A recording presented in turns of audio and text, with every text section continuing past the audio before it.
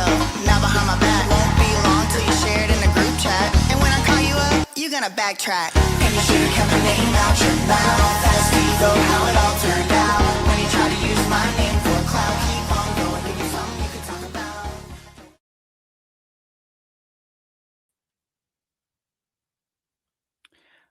Hello, hi, hello, everybody. How are you doing this fine Wednesday, December 17th? I'm doing okay. I have been working very, very hard on a series for my other channel, BJ Investigates, and it's about cloning. Okay. So that'll be coming out. Like I said, it's a series. So little by little, the first video, I was trying to get it out this week, but we'll see. I did record like 4 videos yesterday for that. So I am a little bit tired. Also, like I feel like when it snows outside, it's just like snowy, it's just like gray, and it just makes me feel, I don't know, like I need to hibernate or something. So that's kind of how I'm feeling about that. Thanks so much, Robin Valhall, for the compliment on my hair. I think I put too much products in it, so it's kind of like um like that, tangled or something. Anyway, okay. So there is a major update, like one update, and on the David situation, the David case. And I'm going to talk about the David situation case update first, but then I want to circle back and talk about a theory that I have, and it's not going to be the first time I mention this theory. It probably won't be the second, third time I mention this theory either.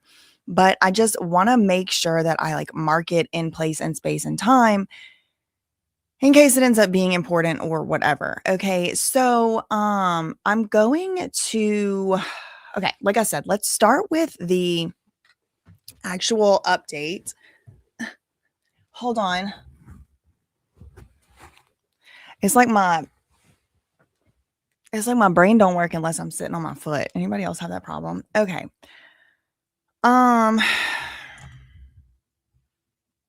Okay. So let's go to SF Investigates Twitter. This is it right here. And this is the major update, as it were. Okay, so this tweet came out yesterday, December 16th, 2025, 11:13 a.m. So about 24 or so hours ago.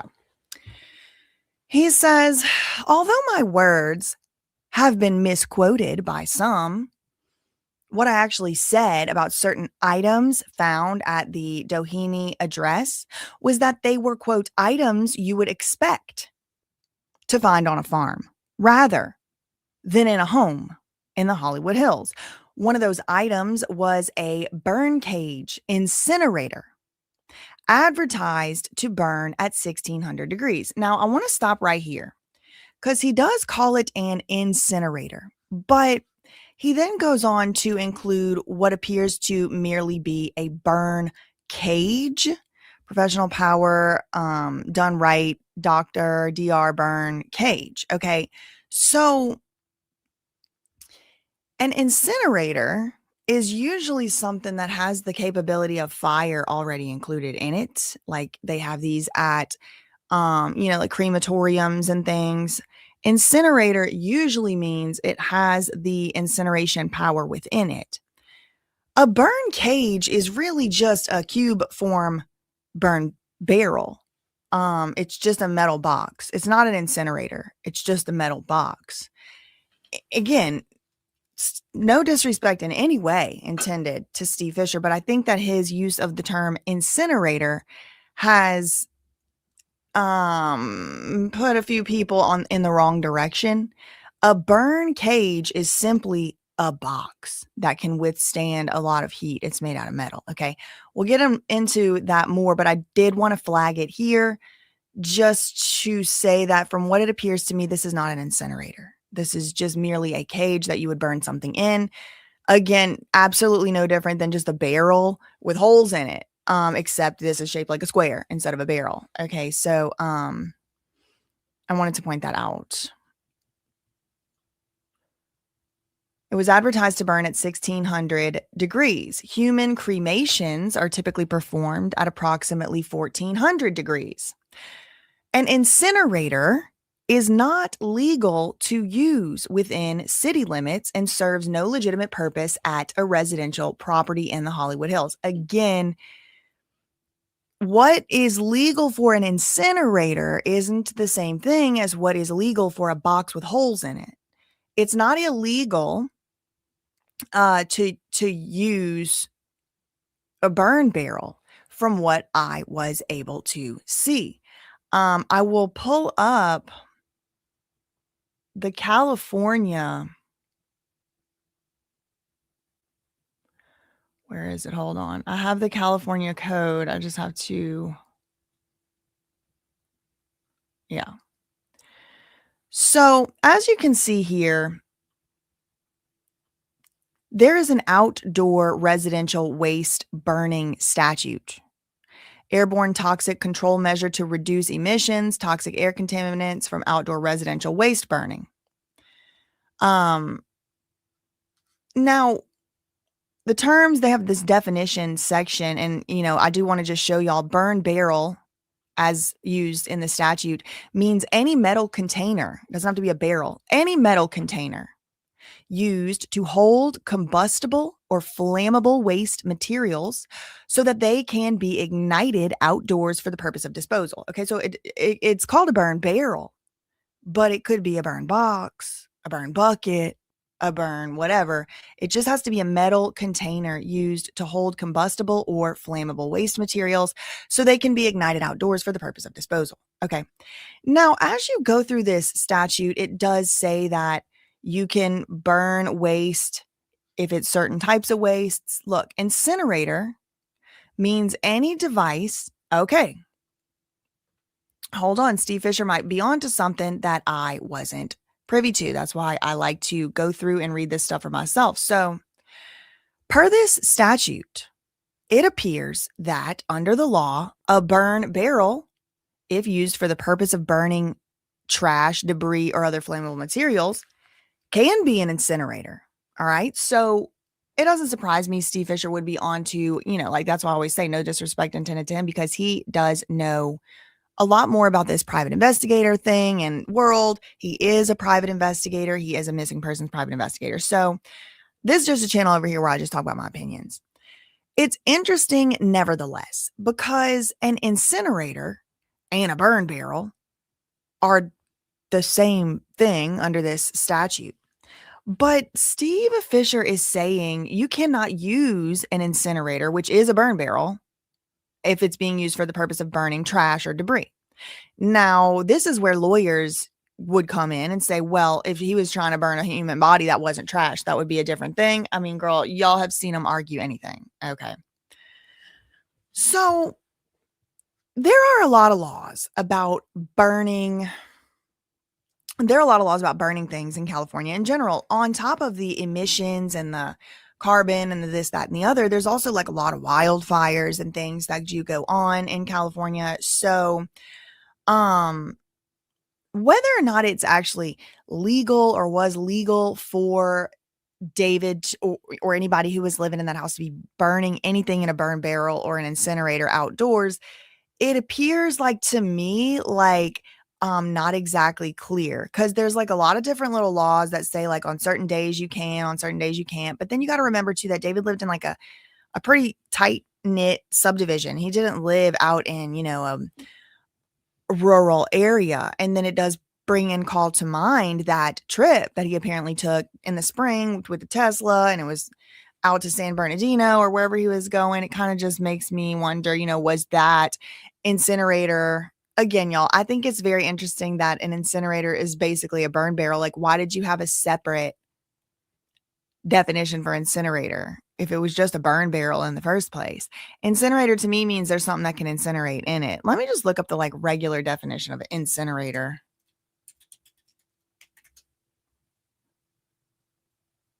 A furnace. Yeah. Okay. So the way they're using it in the statute is, oh, did I spell it wrong? Oh, I spelled it wrong. The way it's used in the statute is not its traditional regular use. And that's where the misunderstanding on my part was coming in, because look, an incinerator is a furnace. Typically, a furnace designed to burn waste at high temperatures, reducing its volume and destroying hazardous materials, functioning as a key part of waste management for municipal, medical, or industrial waste. See, medical waste. So they do use incinerators for medical waste, which I'm assuming would include, parts of bodies. These range from simple units to complex waste to energy plants that recover energy while controlling emissions.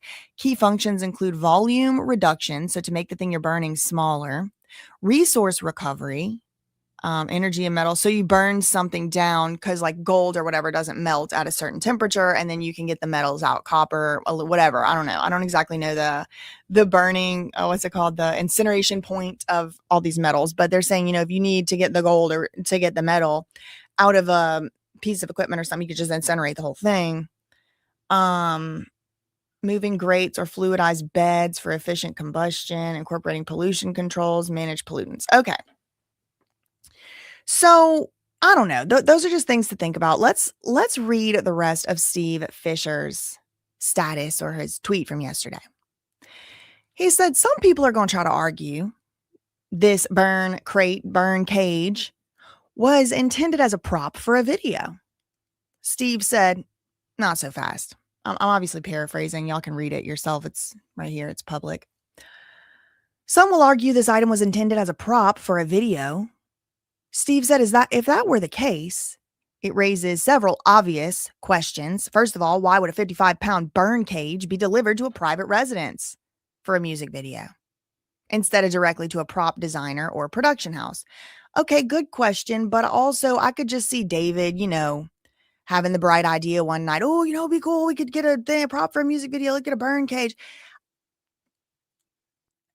What Steve Fisher is doing is kind of answering the question to the potential naysayers or the potential skeptics of this theory, because what theory that I think is really being implied here by Steve Fisher, and I could have a wrong understanding, but I think what he's implying here is that this burn cage incinerator device was somehow connected to something to do with Celeste and perhaps was intended to be used for disposal of her remains. Maybe, could be. But when you're talking about, accusing somebody and ultimately possibly, even convicting somebody of a crime such as, unaliving a young girl, I think, it is important to consider all the possibilities. And David was a quirky individual, or is a seemingly quirky individual. I could definitely see him being, 420 out at midnight and ordering a burn cage because he thinks it would look cool at a concert. And then later on in time, his managers veto that idea or something. And now he just has this burn cage. I mean, I personally, when I got my cat years and years ago, the breeder, or not breeder, I actually adopted her, but the person who I adopted her from, she was already like 2 years old because she was like not doing a good job in her house where she had originally gotten adopted to, or, sold to. So this lady that, I adopted my cat from, she was feeding my cat for like over, for months or maybe more than a year, maybe my cat's whole life. It only ever ate raw meat. So she was like, you should really try to keep this raw meat diet. I will let y'all know I never did do the raw meat. I did it for the like one, round or whatever. And I was like, I shouldn't say never. I did try to do it, but it was just simply grossed me out. And we moved on over to like regular, cat food or whatever. But I had a meat grinder in my apartment. Now, if somebody was trying to make it seem like I was about to do something sinister with that meat grinder, I guess they could have. But it was a totally innocent reason that I had it. And I never used it. It was in the box. That's why this reminded me of that. So is a meat grinder the same thing as a burn cage? No, absolutely not. I just like to think of all sides of what could be going on, because to me, what's important is getting to the bottom of what's actually going on. That does require some level of speculation, because we're, the public are not privy to all of the information that the police have. And even the police and the prosecutors and stuff, they're not privy even to all the information that there is. So these are just things like, as I'm going through this, that I'm thinking. So Steve Fisher says, and he does present a good question. If it was for a music video prop, why do you have it delivered here to his residence instead of just like to a production house or a prop designer? Why would it be ordered before departing on an extended world tour? Well, I mean, since he's presenting rhetorical questions, I can give, rhetorical, like, possible answers that are not nefarious. Like, for example, well, first of all, why would it be ordered before departing on an extended world tour? Maybe he ran out of time. Maybe he ran out of time to make the music video. Maybe he was supposed to do it before and his plan got foiled. Maybe, like a lot of variables go into these productions and into these, especially a tour. His tour was scheduled to start on a certain day and it didn't start that day. It started a day or two later. So things don't always go according to plan.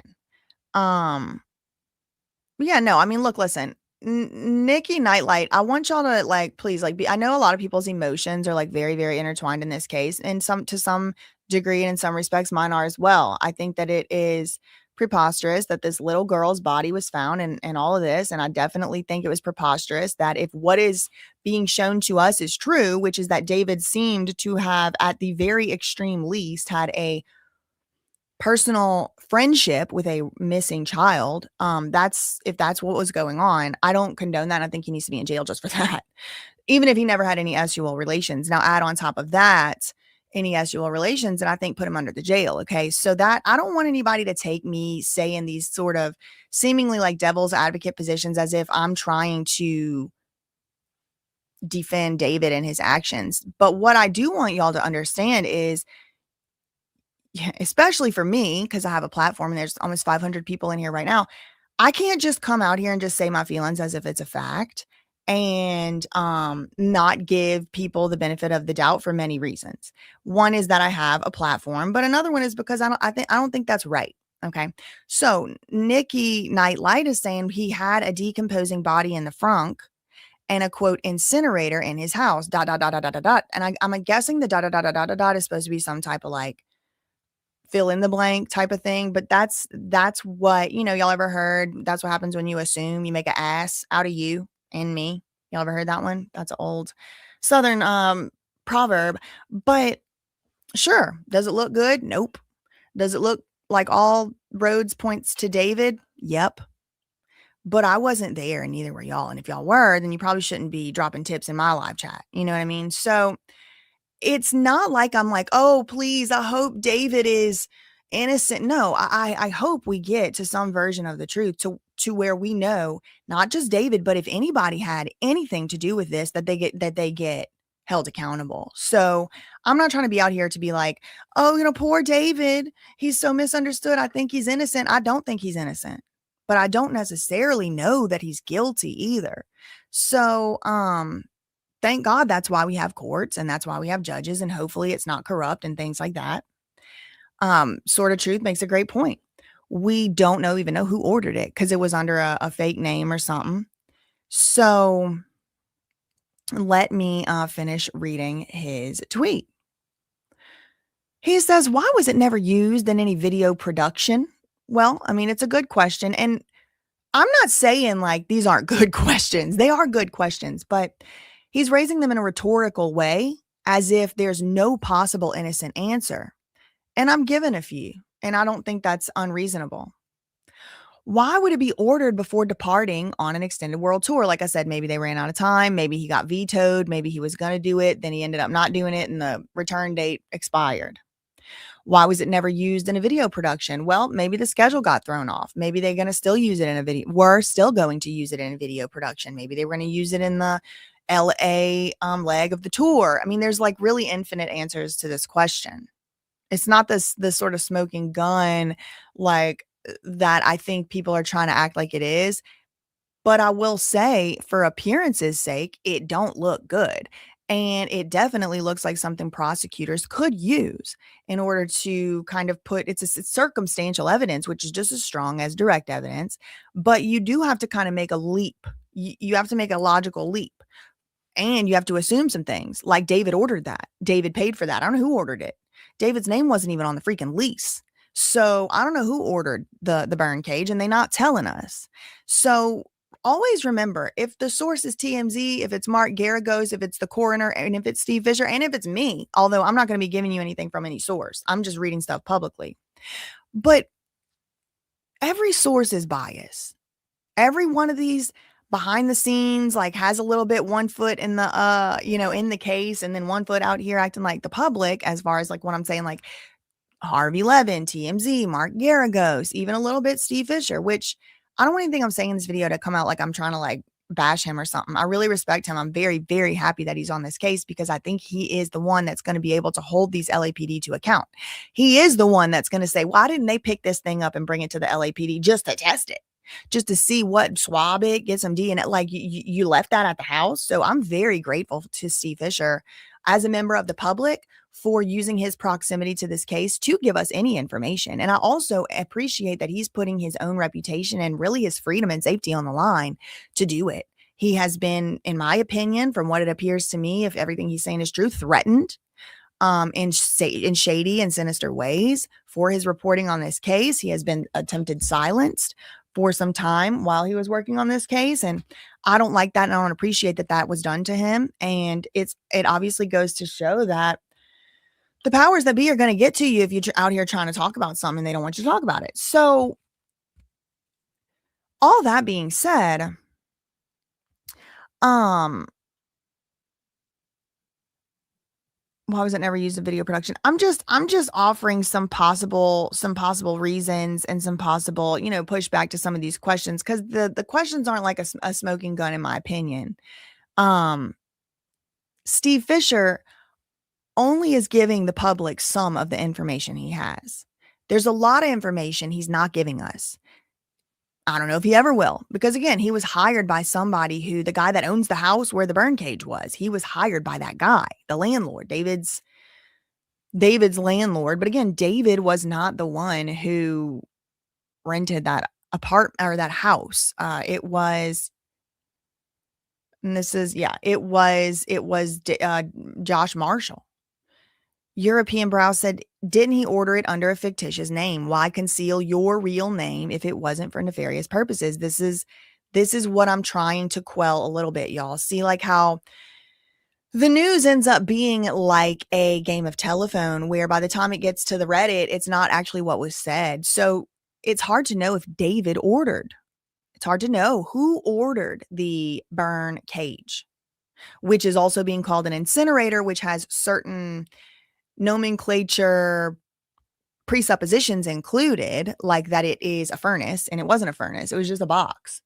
So we don't know who ordered this cage. And I want y'all to be very, very careful, because we are in an era of YouTubers and Instagram accounts and Twitter accounts and, influencers and new media, old media getting sued for defamation. Okay. We're in that era of silencing. And if y'all are out here tweeting from your Twitter account, OMG, why did David order this burn cage under a fake name? Why is he concealing his identity? You don't know if he ordered that cage. You don't know if he ordered that cage. You don't know if he did. And so therefore, how could you know that he was concealing his identity? Again, I don't care what y'all say. Y'all can say whatever y'all want. But I'm just, putting it out there. Like, you do got to be careful, because people are getting sued out here. People are getting sued out here. So you just got to make sure you can stand by what you've said.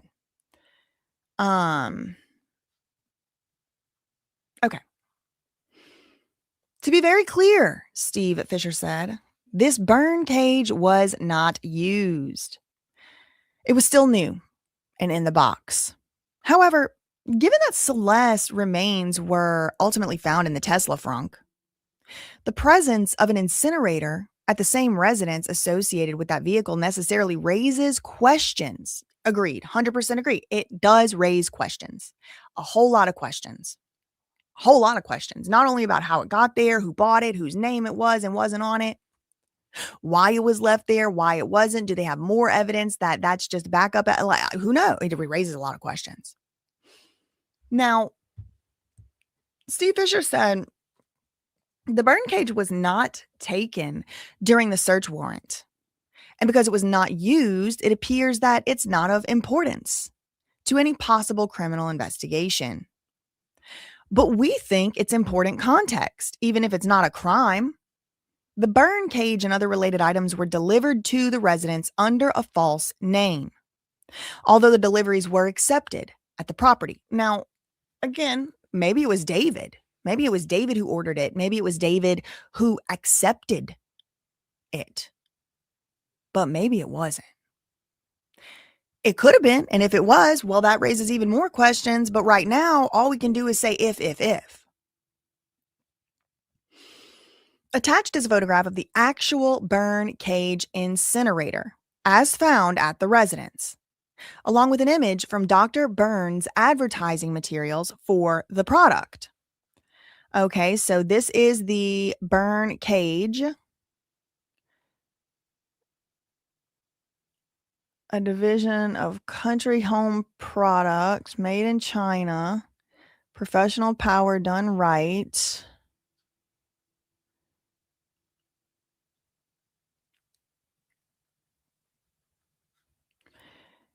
I'm gonna look up the Dr. Burns cage incinerator. Dr. Burns burn cage 55 gallon.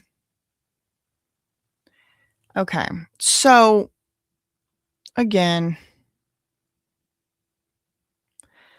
this is just simply a box. This is drpower.com, the website. $350.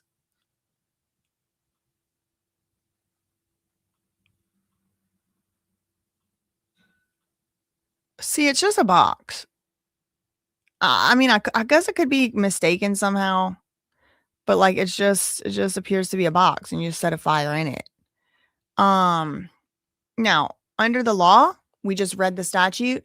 At least one statute in California, it is an incinerator because it is a device constructed of non-flammable materials, including containers known as burn barrels, for the purpose of burning certain things in them. So it is an incinerator, but I'm not sure, it's good nomenclature to just call it an incinerator, because in the common use of the word, that means it's like a furnace that kind of like I don't know. I just feel like a metal box is different than like, I don't know. That's something feels weird about it to me about that part, but it is an incinerator. Attaches a photograph of it. And here's the thing from the advertising materials. Okay. So regardless of my commentary to, what might be perceived as like a devil advocate type position, I definitely think it looks weird and it looks bad for David.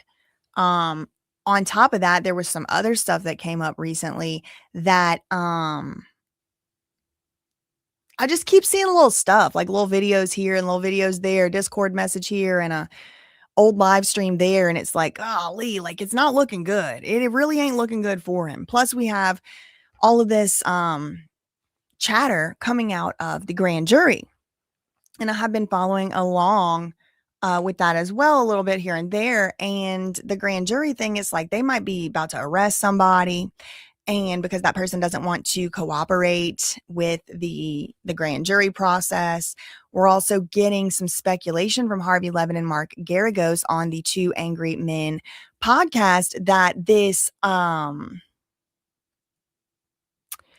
grand jury is maybe not just an investigatory grand jury, but is actually indeed and in fact like a full-on grand jury, like a real one that has the power to indict, which would fly in the face of what had been recently reported. Steve Fisher used the word incinerator several times here. He says one of the items that he saw was a burn cage incinerator.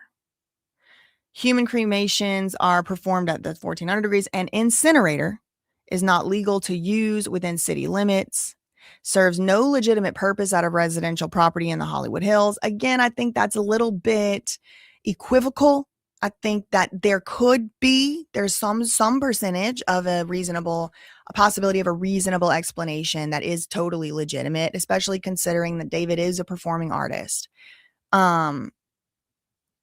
And also to just give y'all a little bit of more context for like where I'm coming from, like I know the whole entire internet thinks David did it. David unalived and David, incinerated or was going to, and David, all David. And I'm open to that being true.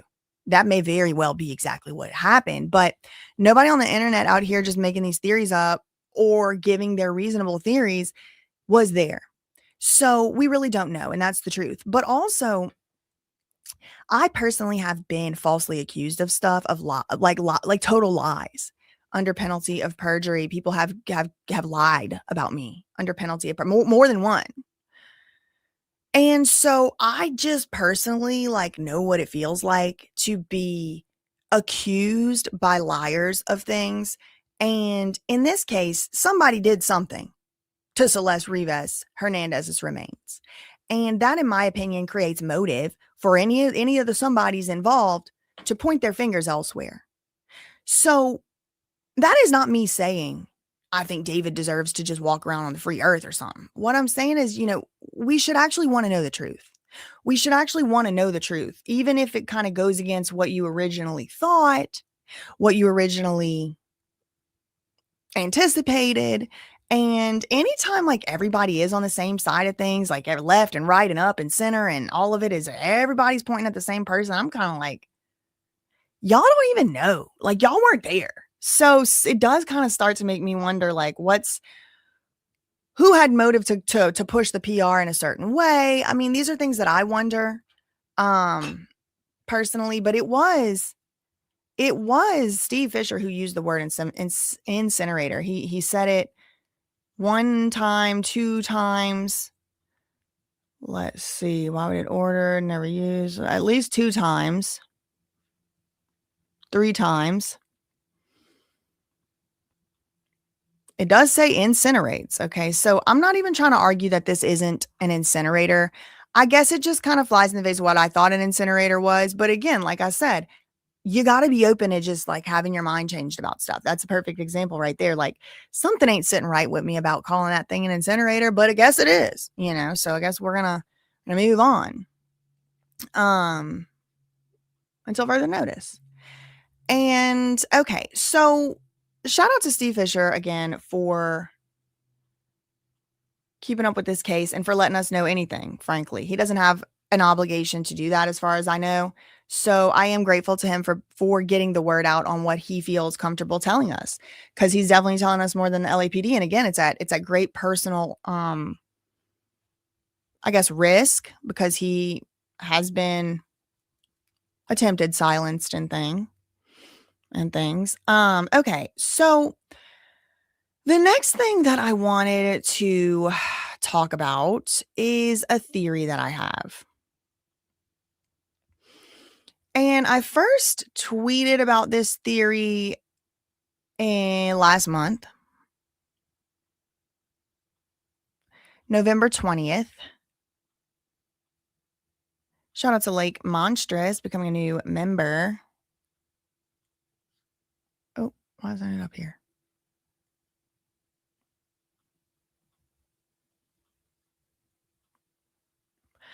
Okay, so November 20th, I said in response to somebody's tweet, are they gearing up to announce a David, that's the D4vd hyphen 764 collab?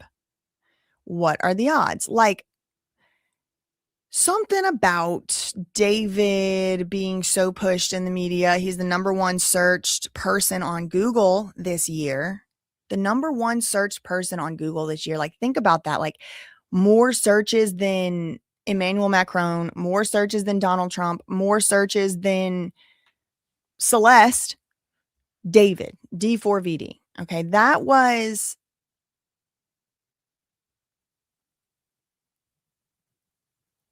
the most searched person. Okay, more than Elon Musk, more than, it's just like, think about like the most searched.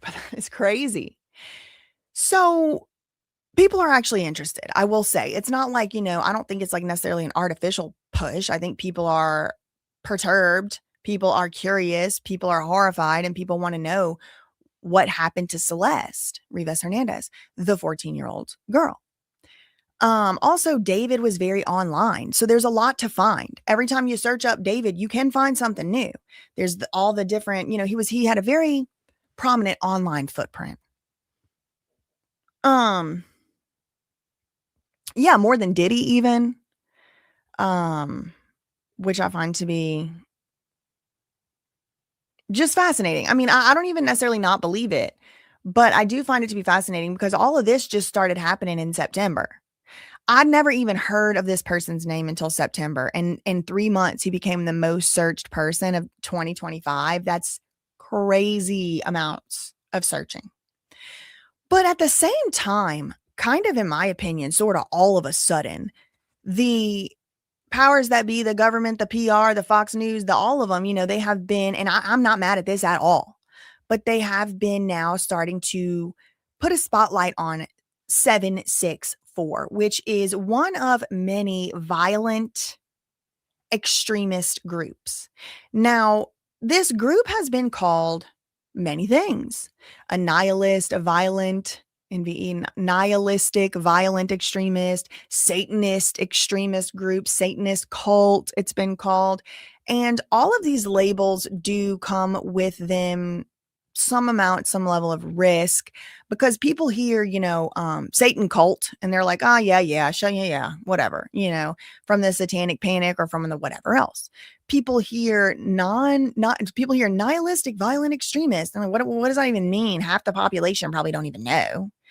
So these names of calling these groups, a cult even, it kind of brings with it certain connotations, but I'm just going to call it, different versions of that. But it is important to know and to note that 764 is just one of many of these. And a lot of them, I would venture to say most of them have tentacles that reach back to founding or original type groups like this. And I haven't even done the research to discover like how these first original ones started, because I'll look into 764 and then I realize that one came from another, place, which is the something about 9 angels, or not, order 9 something something.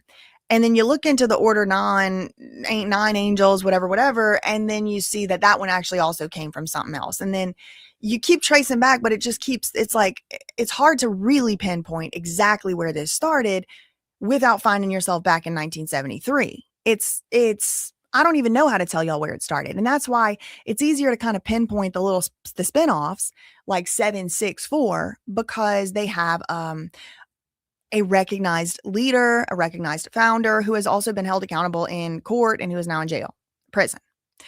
So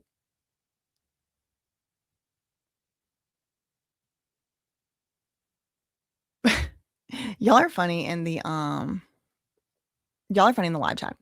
So I started just kind of feeling like, even if nobody else really knows it yet, and what if they don't? That would be even worse.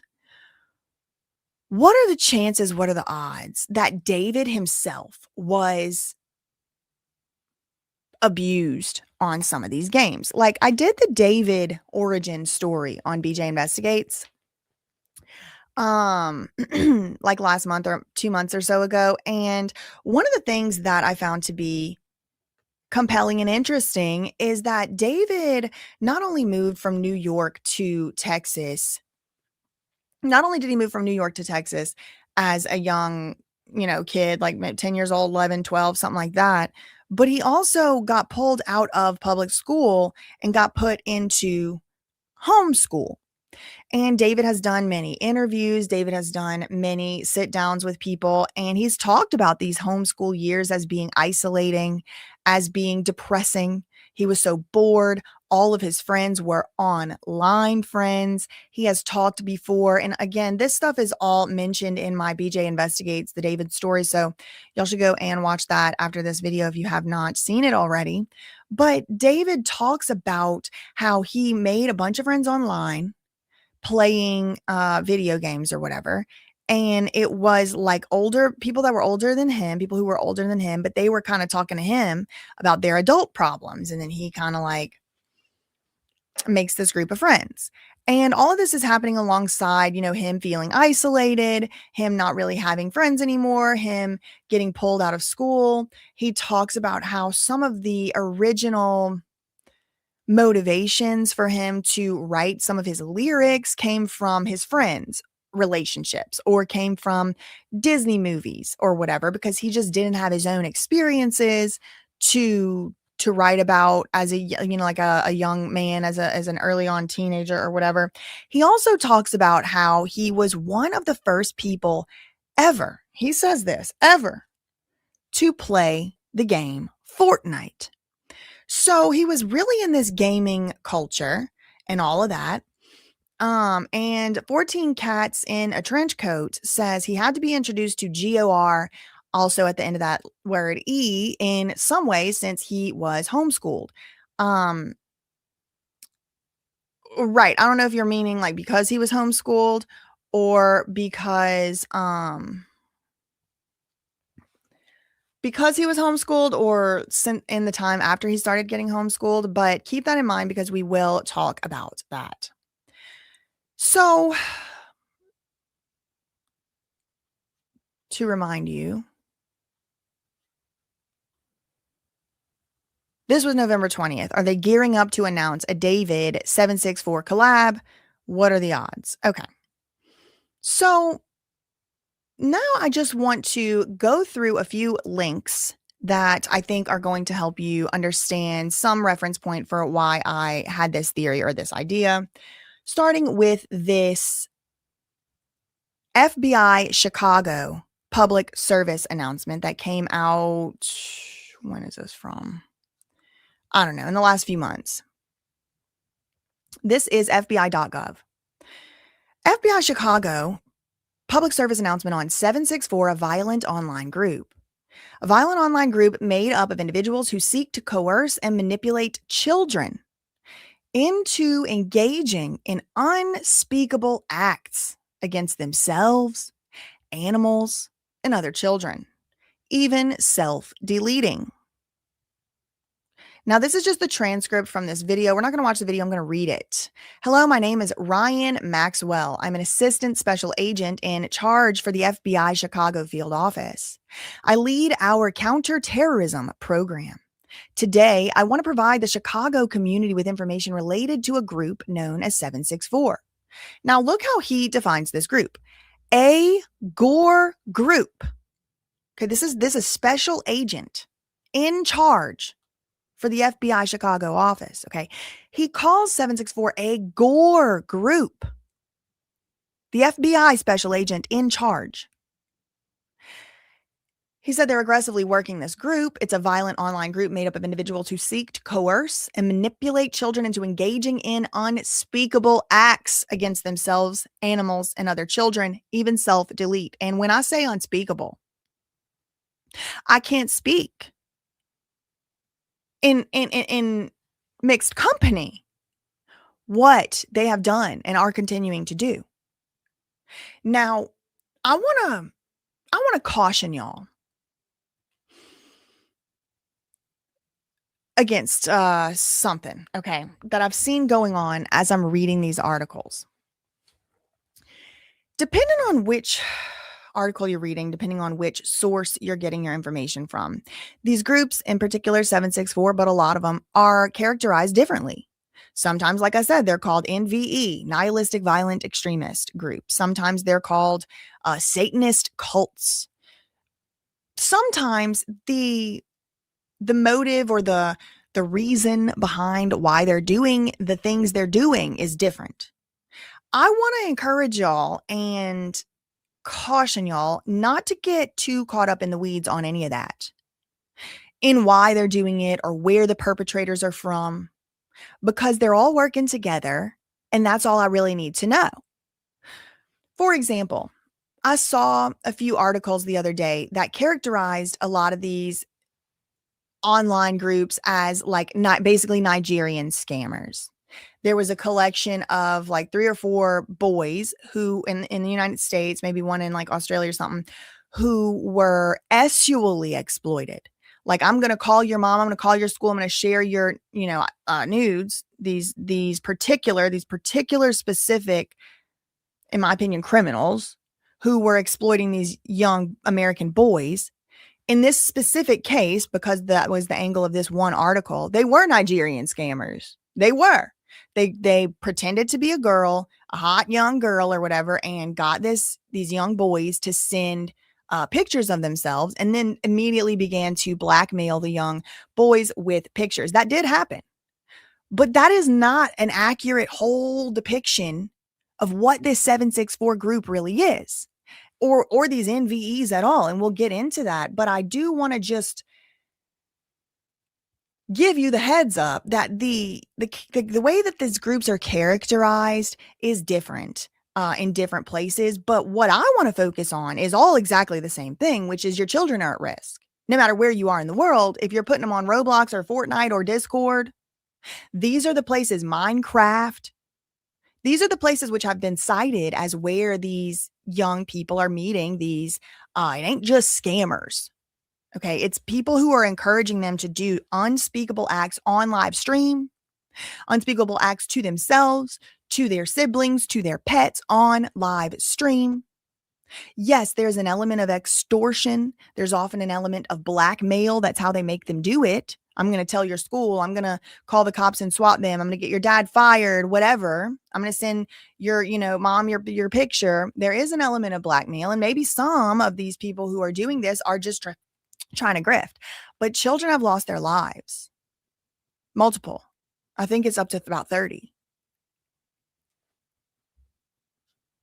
So let's continue on with this article. In attempting to achieve the goal, so again, they say different goals. They also will say different victims. Some articles, some sources say most of the victims targeted are young girls.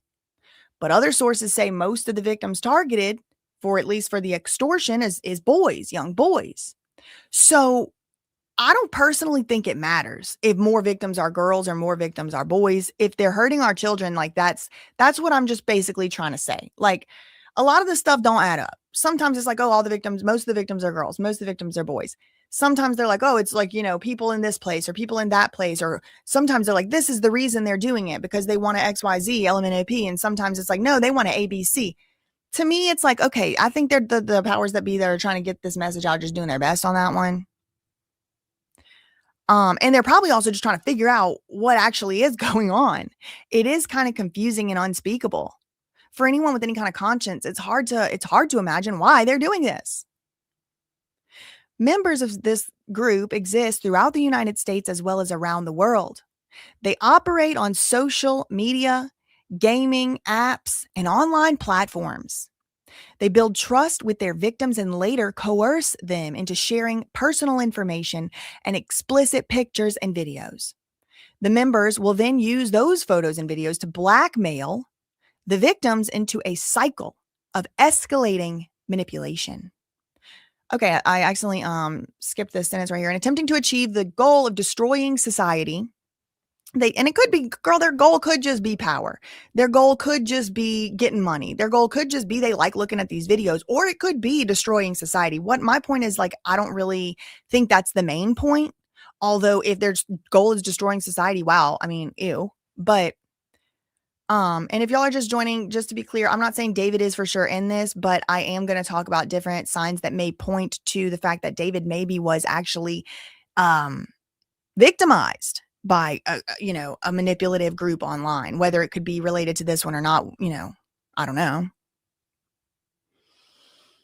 FBI here to help you. We're using all available resources. Okay, so that was one of the links. Again, I just have a few different links I want to show to y'all and read to y'all just to kind of start to paint this picture of what's leading me down this path of like thinking certain, possibilities are possible, certain theories. So this is a 764 arrest from yesterday.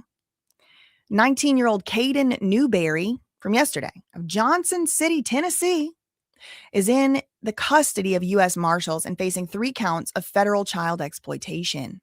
The Department of Justice alleges Newberry used Roblox to groom his victims. In one case, he persuaded a young girl to give him her address. So listen to how the scheme goes. This young girl gives her address. Then this Newberry, and these are allegations. I wasn't there. I don't know if this is true. These are just allegations, but these are being made by the Department of Justice against this 19-year-old Caden Newberry of Johnson City, Tennessee. Allegedly, he used Roblox to groom his victims. In one case, he persuaded a young girl to give him her home address, and then he used DoorDash to send her a phone that she could hide from her parents.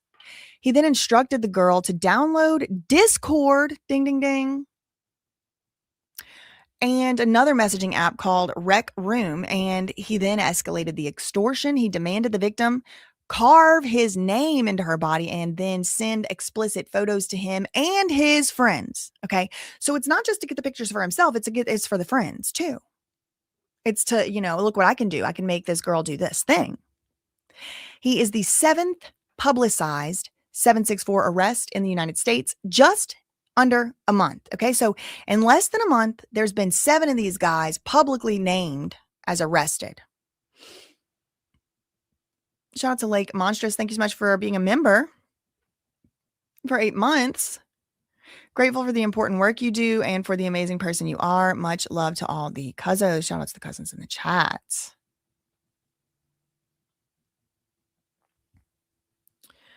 Okay. I don't know if I'm going to read this out loud. Let me just see what this says real quick. Minor victim. They met on Roblox. Ding, ding, ding. I do have a Roblox video out. Y'all should go watch that. Was extorted into committing self-harm by carving or, quote, fan signing. Okay, there's a new word for it. Fan signing. Fan signing. Cults always have words that they only make sense to them. Her leg, write his name onto her legs with a marker. Other adults would then join the chat and ask her to then carve their initials as well. She followed the instructions and harmed herself while sending pictures and videos. This person allegedly purchased a phone for this minor victim at a Target and sent it to her through DoorDash. The phone was delivered with a SIM card and a PIN number. The purpose of the phone was for this minor to be in contact with the alleged abuser. The minor victim downloaded Discord and Instagram, amongst other applications, to the new phone. So, Roblox takes a lot of heat, and I think they should. Discord takes a lot of heat. I think they should. But this stuff can happen on Twitter, and this stuff can happen on Instagram, and this stuff can happen on YouTube. It can happen anywhere. So it's very important to be aware of what's going on with your kids. So that was, wow, this is crazy. There's a hacker who came out with this story. Was it on the Sean Ryan show? Yeah. He was being followed, probably not by the FBI though, right? Because the FBI is also trying to expose 764 from what I can tell. But he was apparently harassed and followed by people. I doubt it was the FBI harassing and following him, truly. I mean, not that I'm have the most faith in them, but I really don't think that that's what was going on with if he was getting followed, it was probably by these 764 freaks. So that was an article or a lawsuit that just came out yesterday. It was just filed or made public yesterday. He was arrested yesterday. Okay, so then 5. Let me go to the next article. This is ABC News. Department of Justice charges former Navy sailor and 4 others for alleged roles in monstrous online extortion group. Authorities say the group Greggy's Cult later helped spawn the 764 network. So you see how it's okay, so the title goes away. The subtitle goes away when I do the reader view. Okay, so see how it's okay, so this Greggy's Cult was a precursor to what would then spin off another different cult, which is 764. And I have no doubt in my mind at all whatsoever that 764 has spun off a bunch of groups too. So again, I think it's a little bit unproductive, inefficient, unhelpful to focus on, it's all 764, it's all Greg Cult, or it's all this thing, that thing, or it's all Satanist, this, that. It's not. They're spinning off little splinter fractal groups. Okay, so he said they were, the FBI was. Okay, I didn't see that part, I guess, but I definitely did see some part of that show. Okay, so the Justice Department has indicted a former Navy sailor. This came out 5 days ago. a former Navy sailor, and 4 others for their alleged roles in monstrous online extortion group. The Justice Department has indicted a former Navy sailor and 4 others for allegedly leading an online extortion group that authorities say later helped spawn the global extremist network. See how they call it different stuff? Now it's a global extremist network. And I don't think that's an inaccurate thing to call it either, by the way. It's, a lot of things could be accurate. Which the FBI now describes as modern day terrorism for its sadistic and violent tormenting of children and teens online. An indictment unsealed Tuesday, this was last week, alleges that the earlier group called Greggy's Cult engaged in a criminal. This is a former Navy sailor who was leading this thing up, allegedly. That is just preposterous to me. So it was a criminal enterprise that pushed young victims they found online to create all kinds of unspeakable types of videos and then blackmailed them into engaging in self-harm, masochistic abuse, and other extreme acts of degradation live on camera, simply for, quote, the enjoyment of members of the enterprise. Between January 2020 and January 2021, members of the group allegedly worked together to find and recruit minor victims on Discord or online gaming platforms, and then even urged victims as young as 11 years old to abuse their own siblings and to unalive their own selves, telling one minor victim to O to the D on something or to harm herself from a ceiling fan. This is what the indictment alleges. Members of this Greggy's cult would host sexually explicit, quote, live events with victims. Where would these live events be hosted? It would happen on Discord. They would record these, quote, sessions, using the recordings to then blackmail the victims into engaging in even more extreme acts, according to the indictment. The indictment charges 22-year-old Camden Rodriguez of Longmont, Colorado, 22-year-old Romaldo Valdez of Honolulu, Hawaii, 26-year-old Zachary Dosh of Albuquerque, New Mexico, 28-year-old David Brilhanti of San Diego, California, and 29-year-old Hector Bermudez of New York, with a total of 10 counts related to engaging in exploiting children, a child exploitation enterprise, producing child harm material, and making threats across state lines. Not all 5 men are facing all 10 counts. They were arrested last week on Tuesday throughout the United States, according to the Justice Department.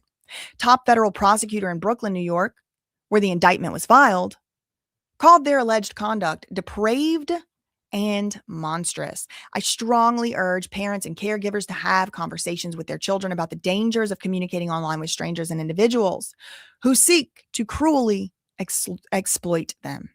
This was from the U.S. Attorney for the Eastern District, Joseph Nocella Jr. For much of the past year, federal authorities have been issuing similar warnings about online predators operating much like Greggy's cult, especially members of the online extremist network, 764, who often extort young victims into self-harm, but also desensitize them. Okay, all right. So now we're getting to the point where I need you to remember this. All right, what are they doing? They're extorting young victims. Okay, we've heard that. Into harming themselves. We've heard that. But also this. Desensitize the young victims. Now, this particular article, again, this is ABC News, says they're desensitizing these children with you can read that, or other extremist propaganda and push victims to commit extreme acts of violence against others, including mass pew pew. Okay, so desensitizing. All right, so the extortion isn't just sexual. It isn't just hurt yourself or the people in your house. It's now also go and do mass acts of violence. And I said it too. What are the chances that this Tyler Robinson had found himself in the midst of being extorted or something?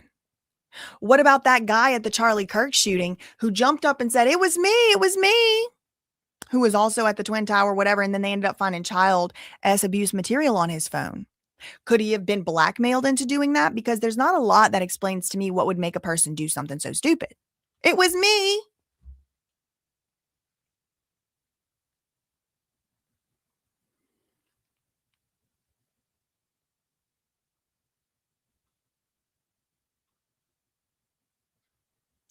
Members of Greggy's cult, remember, this is kind of like one of the father organizations of the 764. Members became prominent members of 764. The 764 network was started in late 2020 or early 2021 by a kid, a 15-year-old, by the name of Bradley Cadenhead. So now I'm reverse engineering. How old is David? He is 20. How old was he in 2020? He'd have been about 15. So this isn't to say David is in 764. Please don't misunderstand what I am saying. What I am saying is he would have been right in the age demographic of the people who were becoming targeted by these groups.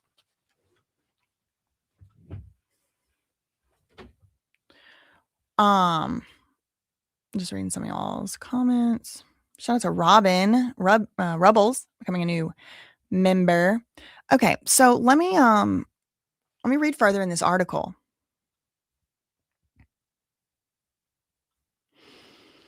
The 764 network was started in late 2020, early 2021 by a kid who was about David's age in Texas. Okay, where was David living in 2020? I think he was living in Texas. Okay, I did just for fun, just for curiosity, look up how far is Stephenville, Texas from Houston. It does appear to be about 90 miles, but I'm not exactly sure. Like Houston's huge. Like it'd probably take you more than an hour just to drive through Houston. So I don't exactly know. Don't take that to mean anything. But just for your information, the 764 network was started in late 2020, early 21 by Bradley Cadenhead, a 15-year-old in Stephenville, Texas, who named the group after the first 3 digits of his local zip code. He later pleaded guilty to child abuse material related charges and is serving an 80-year prison sentence in a Texas state prison. In the midst of his case, he told a clinical psychologist that after starting 764, he emulated or imitated Greggy's cult because it had received so much media attention for blackmailing people into self-harm. He said to the psychologist, though, 764 was meant to take it to a whole different level and make it a lot worse. Okay, I rebuke.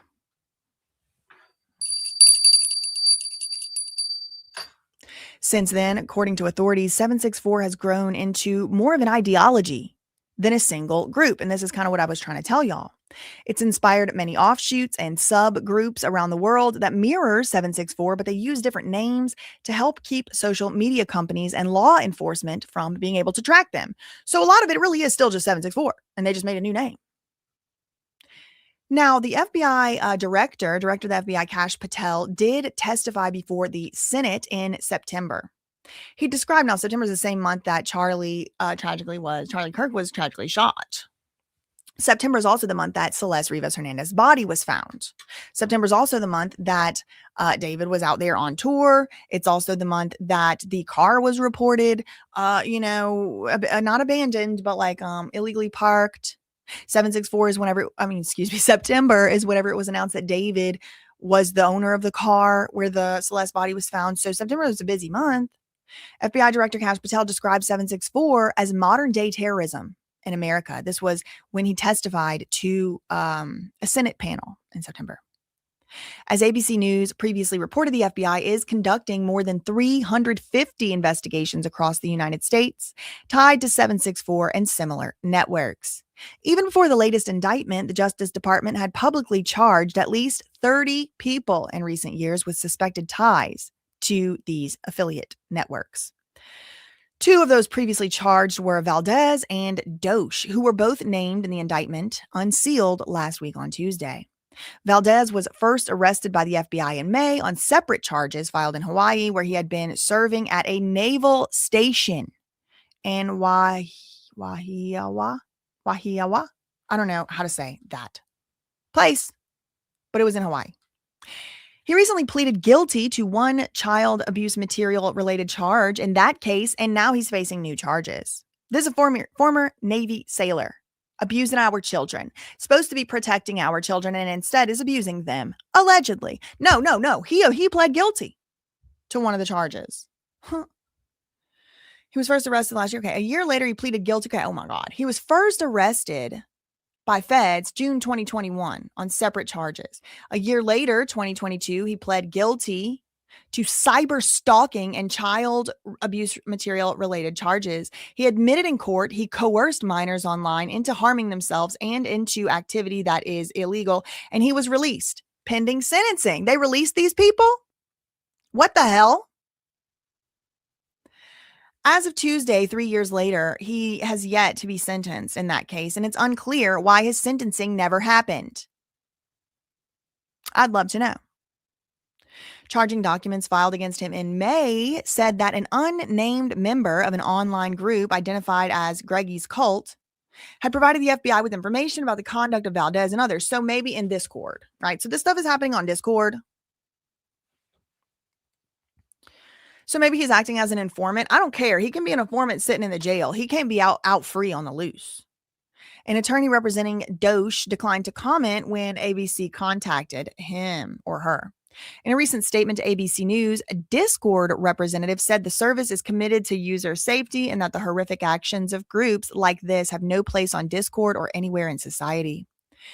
According to a Discord spokesperson, the platform invests, quote, heavily in specialized teams and newly developed artificial. Yeah, the AI will save us, everybody. Don't worry. Don't worry. We're all good. The AI is here to save the day.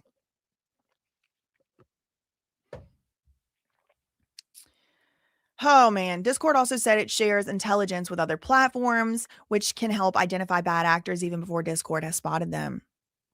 Discord also said it cooperates with law enforcement, proactively providing tips and other information to them, and quickly responds to subpoenas.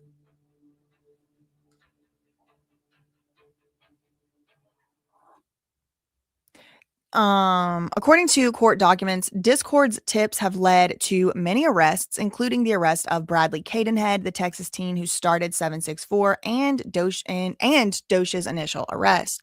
So this is cool, and I mean, good for Discord for actually doing at least something, because Discord actually sent the tip in that ended up resulting in the founder of 764 to get arrested. And ultimately now he's serving a prison sentence. So this does go to show that these websites can do something if they feel like it. So maybe it shouldn't have taken him so long. I have a lot to say about Discord. However, what I can also say is at least they did that. Even a broken clock, you know what I mean? The other 4 men charged, along with Dosh, in the latest indictment will appear in federal court at a later date in New York. Attorneys for some of these guys didn't immediately respond to request for comment. It was unclear. Okay, so that is just to show you that this stuff is happening and being done by people who, it could be anybody, you know. I mean, I know some of y'all are kind of like cynical and you'd be like, oh yeah, I could have definitely told you that it was that a former Navy or an active, he was living on a base when he did it the first time, it looked like, in Hawaii. And that's the one he pled guilty to. It could be anybody. Okay. Then that article was 5 days ago. Then we get this article from the LA Times. Okay, so that was ABC News. We also had one from the actual FBI special agent, did a public service announcement a little while ago. I don't exactly know. I wasn't able to ascertain the date of that. But look, 2 days ago, today is December 17th. This article is from December 15th. It says, and this is the LA Times, violent online groups like 764 are threatening teen lives. Here's how to protect your kid. Teens across America are being recruited, groomed, and extorted by a network of online predators that specializes in coercing minors to perform acts on themselves on camera. And in some cases, even encourages the kids to self-delete. Here is what parents need to know to keep their children safe on the internet and report online exploitation based on information provided by the FBI and the Department of Homeland Security investigations. What is 764 and how does it recruit children? The term 764 is used to describe a loose network of violent online groups that prey on youth, typically girls between the ages of 10 to 17, struggling with mental health across the world. Now, I told y'all again, some articles you're going to read are going to say they typically are targeting boys. I personally don't have the statistics, but to me, I don't care. I don't have a gender discrimination when it comes to child abuse. So to me, they can disagree on that. What they agree on is that the children are being harmed, and I want to bring that to light. These predators often groom their victims by establishing a friendly or romantic relationship and then threaten to dox them, publish their personally identifiable information online, or swat them, which is reporting a false 911 threat at their home. Once predators have obtained recordings of self-harm or child abuse, they use that footage to blackmail the youth to produce more, and then it'll become more and more violent and more extreme. The groups try to okay, again, look, what are the groups trying to do, everybody? They are trying to desensitize. Write this one down, okay? Remember, I want y'all to remember the desensitize, because we're going to wrap this back around to David shortly. The groups try to desensitize children and make them more easy to manipulate by sharing violent content with the children, such as things unspeakable and acts of violence. In later stages of abuse, they may attempt to coerce the victims into committing self-deletion. Members of groups like 764 recruit teens across many forms of social media, gaming, and messaging platforms. Anything that has a connection and can be in the online world, these predators can target. This is another special agent. This is Amir Sehi, special agent in charge of the FBI's counterterrorism division in LA. He said they could be anywhere. Don't leave them alone with your refrigerator. The Times spoke to victims of these groups who said that they were recruited on Discord. Roblox is also a known platform where adults can easily befriend children. Roblox, everybody. This is 2 days ago, the LA Times published this. Parents can take simple steps to increase their child's safety online, starting with setting all apps, games, and social media to private and not permitting these platforms to access location services. Parents should also engage children in conversations about the best practices online. This includes accepting requests only from actual real friends they know in real life, never exiting a game to chat on a different platform with someone they met online, and never responding to messages from strangers or reaching out to adults as soon as someone makes them uncomfortable. Parents should also talk through exit plans in case minors find themselves in an unsafe space online, and to make sure your kids know that they're not to blame or in trouble if they become victims. Even the best kid can stumble into something, said Homeland Security Investigation Special Agent Theo Cushing. It's important minors have a judgment-free space to say, hey, I stumbled into something terrible, something bad happened. Then they get into the warning signs of possible exploitation. Children discussing fear or obsession with a new online friend may indicate early days of recruitment into groups like 764. Members may also recruit youth with such gifts as money, gaming currency, and other virtual items. Idealization of mass pew-pew events or mass unalive events could indicate indoctrination into one of these groups, which exposes children to extremely violent content, again, to desensitize them. So, I think this is a little bit above and beyond a simple Nigerian scammer scheme, okay, which is bad. If they're doing scammer schemes where they're just trying to grift and get money from people, that's bad too, because little boys, 15-year-old boys, are unaliving themselves because of it. But desensitizing children with grotesque, torturous things, visuals, videos, things like this, for the purpose of desensitizing them and to encourage them to go commit a mass event, is something completely different. I'm not even saying better or worse, okay? This is different. That's not the same thing. But regardless, if it happens in like your house to your kid, I bet you it don't really matter who did it. It's kind of my point.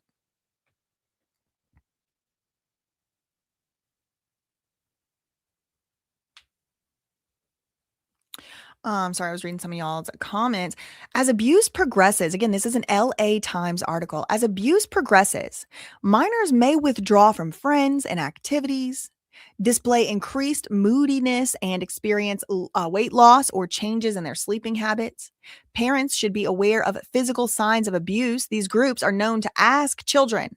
And again, this is blackmailing. It's a simple request. It's extortion. To cut the predators' names into, and I can't even finish reading this sentence, but it has to do with razor blades. Adults should also look out for other types of self-harm, such as scratches or bruises, bite marks, burns, children wearing long sleeves and pants whenever it is hot outside. This is or in warm weather, hot weather, this is a possible indicator. They are hiding self-harm evidence. Predators may ask children to hurt their pets. A family pet dying under suspicious circumstances or becoming uncharacteristically fearful of your child could be a sign that a child has been exploited by one of these groups. What do you do if your child is being abused? I think this is actually helpful, so I am going to read this to y'all.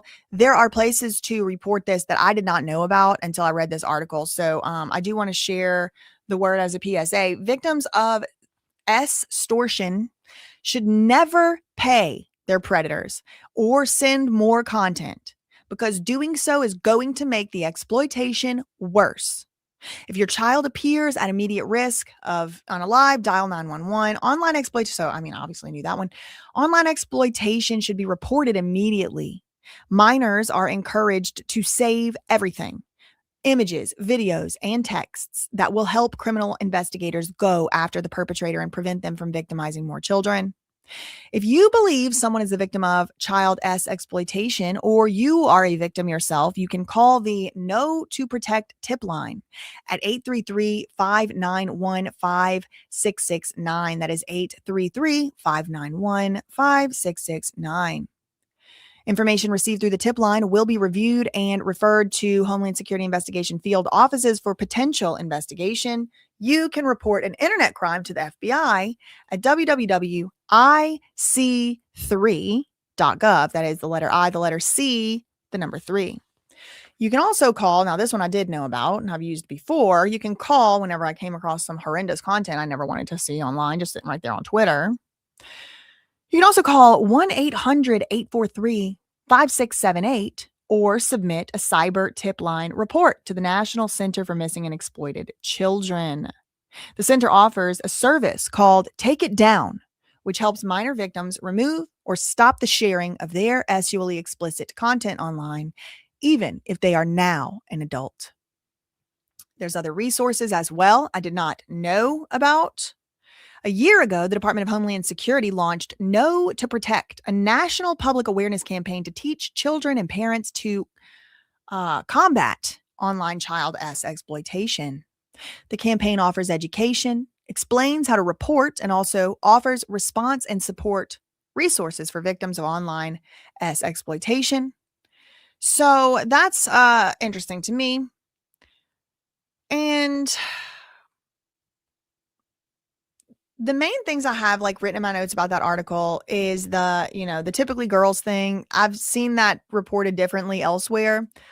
Again, I don't think that's as big of a deal. I just want to let y'all know, who have kids, who have grandkids, who have, whatever kids, nephew, nieces in your care. It's not like, oh, he's a boy, he's safe, or she's a girl, she's safe, because they only do, mess with boy, this, that, the, no.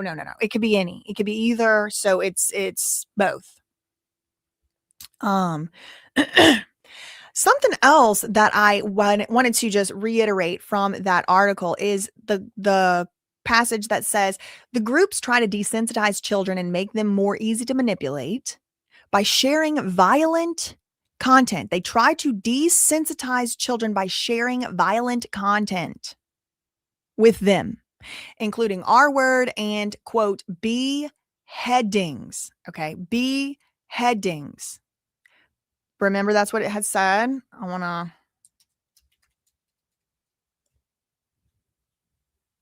remind y'all, I'm not making this up. Once they have obtained recordings of the children that they're blackmailing, they blackmail them to make more content. The groups try to desensitize children and make them more easy to manipulate. They try to desensitize them by showing them horrendous videos, which include beheadings.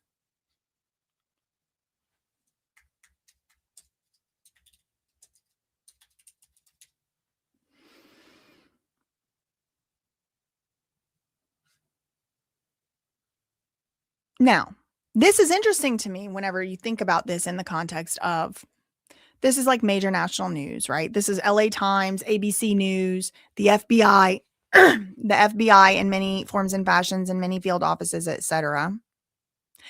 And so this is public knowledge, it's public news that I just wanted to share with y'all and provide my opinions on. But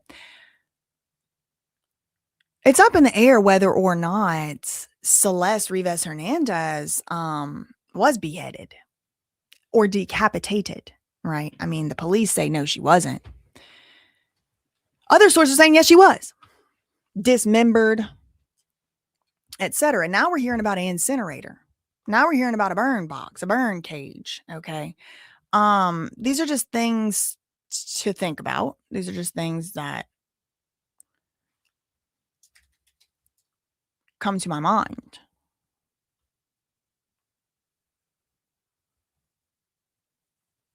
Okay. So when you think about a so-called beheading, I guess that could be a lot of things. I never watched any personally, but I have definitely seen screenshots like from a still shot where, they'll write a news article about something that happened or whatever, and then they'll have a screenshot, before the incident or whatever. I have not watched this type of material. I actually go out of my way not to even like watch scary movie. Like, I'll do this. Like even on Stranger Things, I had occasion to watch the season opener or whatever of Stranger Things the other day. And I don't watch that show. I used to watch it, but I don't really watch it anymore. But I was like with some friends and stuff and they were watching it. So like, that's fine. But like, even on the part where the like scary monster thing, like puts the tube on like the kid's mouth or whatever, I don't even watch that. I did this. I wasn't even looking. And then whenever the sounds stopped, then I like looked again, but I didn't even look at it. I don't even know what he was doing. So now I want to move on to some other I'm trying to be careful on purpose, like how I phrase this stuff, because I don't want anything that I'm saying to come across like I am trying to accuse somebody of something or that I definitely don't know anything y'all don't know. These are just public things that I'm kind of putting pieces together and, not to hide the ball, not to bury the lead. Like I think that it could be possible that David was abused by an online grooming group on the internet. Now, does that mean he's also then turned to becoming an abuser or something? I don't know. I'm not saying that either. I don't really know. I'm just saying I think it's possible, and I'm going through the public record of all the things in this video is what makes me think it's possible. So, including the things I've already just now talked about, but also some things we're about to get into. So, let's start here with this article, which was put out by hotnewhiphop.com. So this is certainly not the LA Times. This is, a tabloid, basically. But look at the title here. It says, David allegedly admitted to being addicted to gore videos and resurfaced Discord messages. Now, this came out about 4 days after that first tweet. Remember this tweet? Are they gearing up to announce a David 764 collab? I said this on November 20th. November 24th, this article comes out. David admitted, so 4 days later, David admitted to being addicted to gore videos and resurfaced Discord messages. Authorities discovered Celeste's body in a car registered to David while he was performing on his Withered tour. David allegedly wrote about enjoying gore videos and various resurfaced messages on Discord. Well, this is done by design. I did this on purpose, but like now that I just read y'all all that stuff of what those groups are doing, what are they doing? They're having the kids do stuff on live streams, like whether it be sexual, whether it be harming, whether it be hurting their own pet. What else did they do? They isolate kids from family. Well, Celeste was a runaway, a missing child. I don't know when the last time her parents heard from her. I don't know.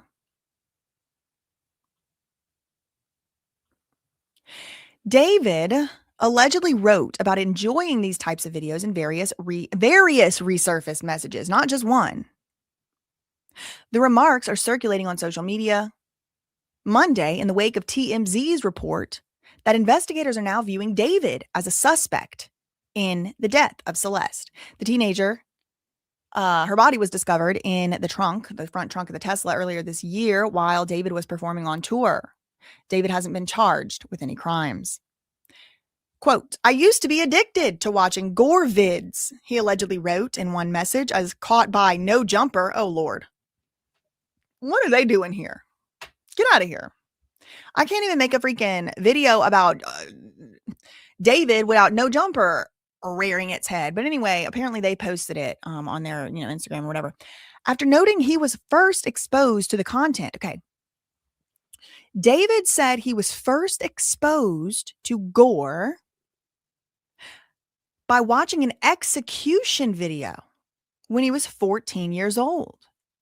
But then he defended the behavior. He said, I use it to desensitize myself.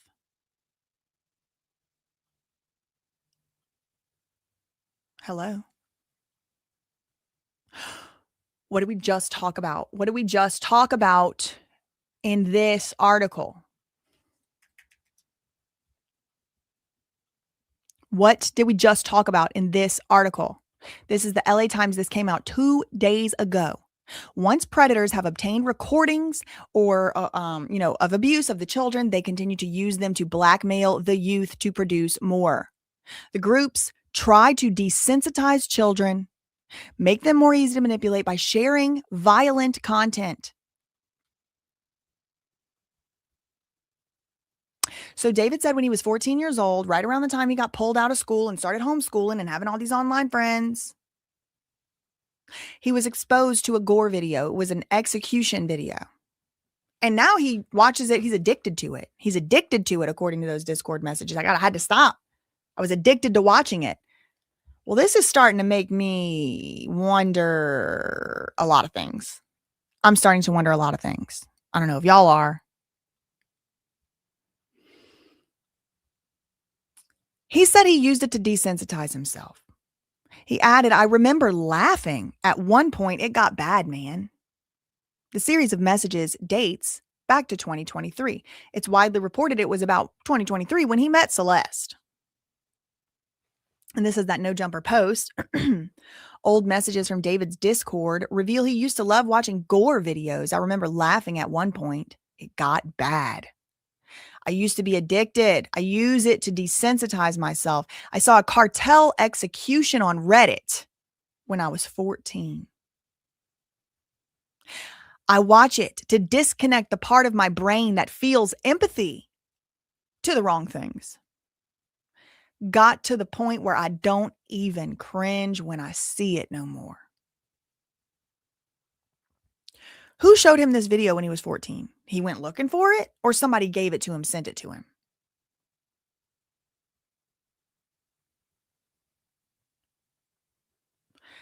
Boss Lady said, maybe I'm jaded, but him being exposed to that at 14 doesn't excuse his behavior. I didn't say it excuses his behavior at all. So I agree with you. And I don't know what he did and didn't do.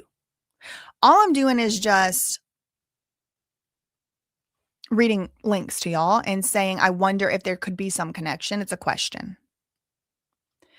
I want to now pull up that TMZ post. David, this is 3 weeks ago. David's 2023 Discord messages have resurfaced online where he discusses an interest in graphic gore content. I love gore, he said. I use it to desensitize myself. I used to be addicted. Live leak. Well, I don't know what that means.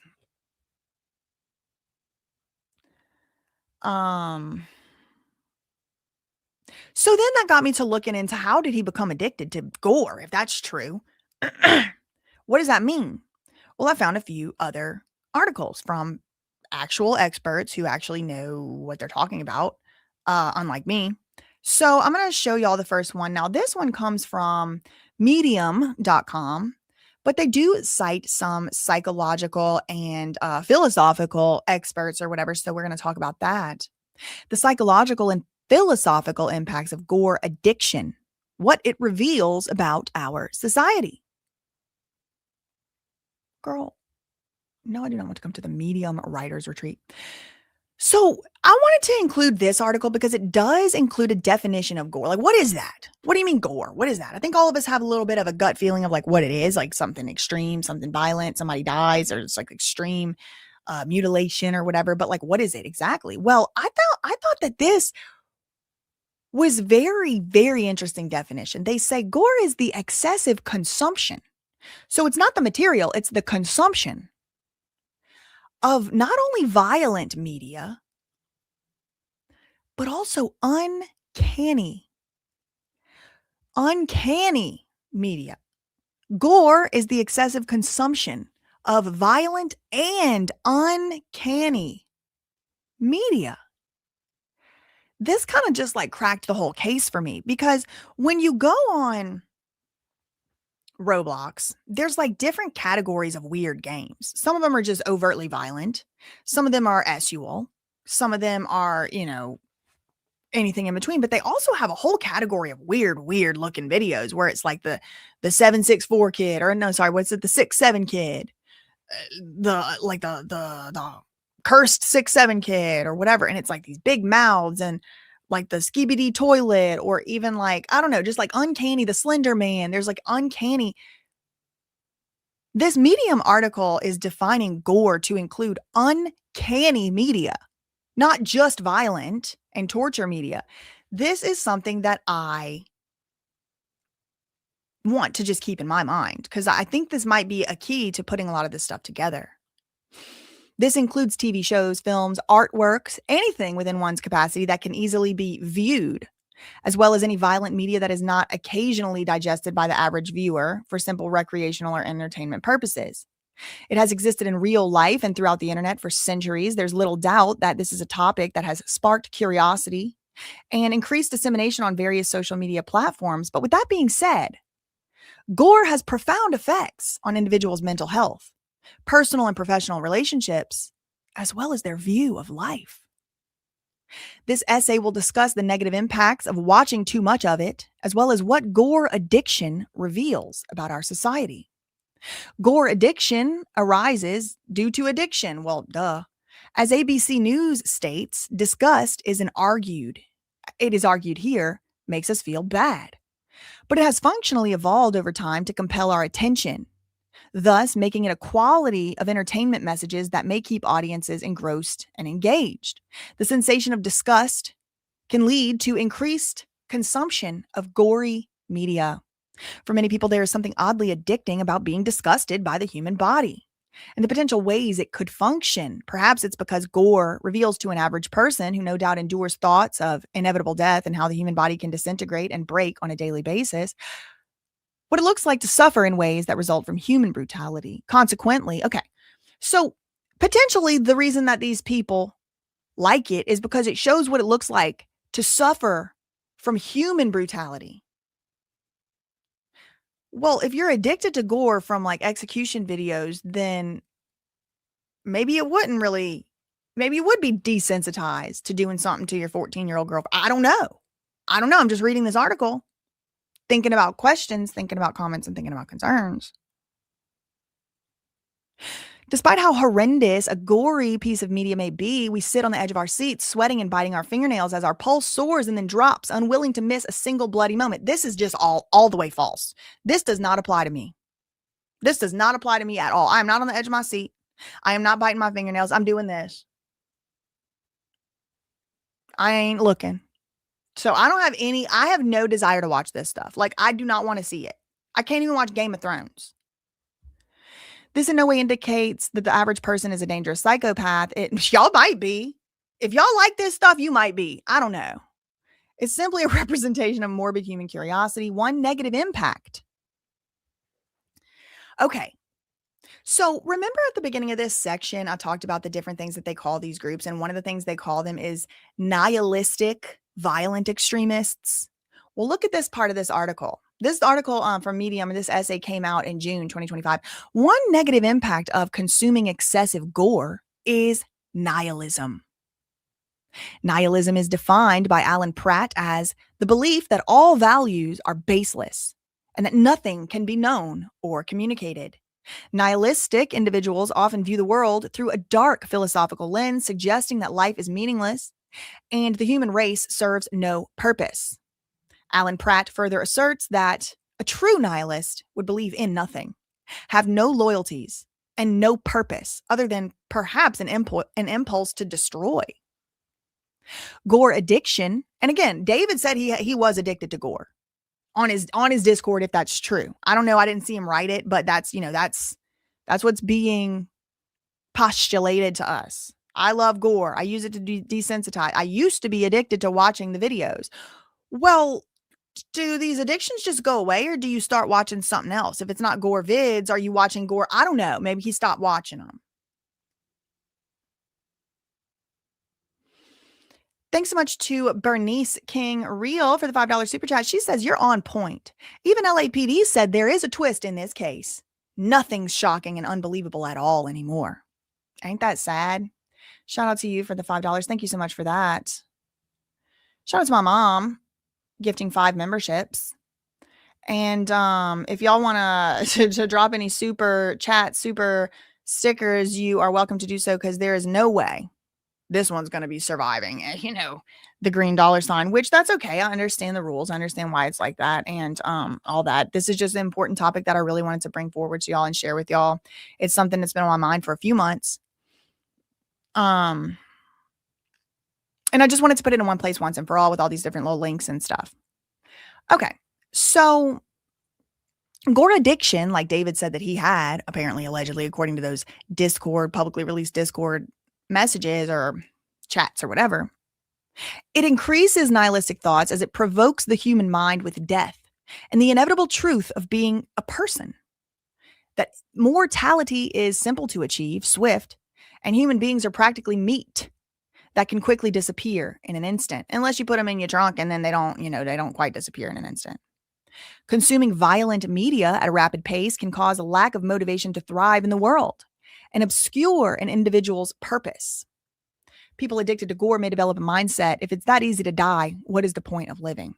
Okay, I want to just pause here, because I think this is universally true, whether it has to do with gore or not. Consuming violent media at a rapid pace can cause a lack of motivation to thrive in the world and obscure an individual's purpose. And I just want to caution y'all. I just want to, dare I say, warn, dare I say, bring to your attention that if you're scrolling on the timeline, on the time feed, on the algorithm, and you're just seeing negative story, injustice, murmur, lie, you could turn that app off and you could go hang out with your family or hang out with your whatever. You can go to the park, you can go do something else, because I think that this is universal. They put so much stuff on the timeline, and a lot of it's important stuff we need to know about. I'm not trying to say don't know what's going on in the world, but just so happens right now what's going on in the world is a lot of violence. It's a lot of bad, and it's a lot of, they're not putting as many feel good. I don't know about y'all's algorithm, but they're not putting all the cute, the lady saved a bird. Oh, look how cute this, goat is jumping on a rock. No. It's really bad. It's really bad out here on my timeline. And for me, thank God, I have the ability to be I'm done with all of this. But, I think if you don't use your discernment, you don't use your intentions in the right way, then you could get kind of sucked into this. I ain't talking about gore, but it says consuming violent media at a rapid pace. What does that mean? A lot at once, overloading on it. It can cause lack of motivation. Wow. Yeah. I guess so. Because you're just sitting around thinking about these bad things. The stuff gets imprinted in your mind and in your heart and on your spirit. It does. It can also obscure an individual's purpose. People addicted to gore may develop the mindset that it is easy to die, so what's the point of living? Mental health, of course, also plays a crucial role in increased nihilism caused by gore addiction. Gore addiction generates severe depression, notably existential depression. As explained by Barra, existential depression is a state in which the mood is depressive and arises from specific reflections and concerns on the essence of life. Y'all, I mean, they need to read the Yoga Vasishta. Consequently, this can cause reactive nihilism. This is a direct result of doubting life's essential meanings, as well as its eventual emptying and nullification. I mean, imagine your 11-year-old going through these thoughts. Imagine these thoughts being thrusted upon your 14-year-old. It's something that's heavy, and it just happens psychologically.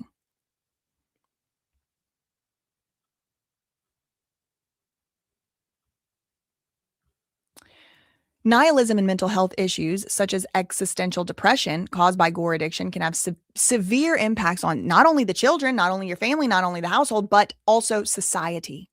It may increase lack of motivation toward other citizens, therefore deterring a country's productivity and harming of the economy of the country because of the lack of productivity. It can also impair younger generations' development and mental health as a result of the easy access to this harmful media. Nihilism from gore addiction can also be a contributing factor to unaliving oneself rates. Existential depression causes increased sense of guilt, helplessness, and detachment. This can often lead to difficulties maintaining relationships or doing things you once loved. This causes feelings of isolation and meaninglessness. And they're citing the different studies that say this.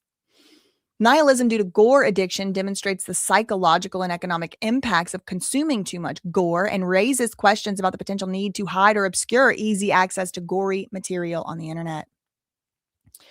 Gore addiction reveals that society is curious about death and has a thirst to witness human brutality, or at least not society, because not everybody in society is addicted to gore, but like at least some people. This does not mean that all human beings are malicious, but it just demonstrates that humans desire to witness something that could be easily achieved, but is immensely. I don't really know about this, like psychological, I'm taking a lot of this with a grain of salt here, but they do have, they raise some interesting points. Gore addiction reveals that violence is an easy topic to explore and access. This could satisfy an individual's morbid curiosity, but it can also cause long-term ramifications to people's health, mental health, views on life, and motivation to thrive in everyday activities. So that I found to be interesting. I really wanted to read that to y'all because they defined gore as including uncanny media. Don't forget that. Okay, so I have another article here. This one is from E-Safety Commissioner. This is a government article.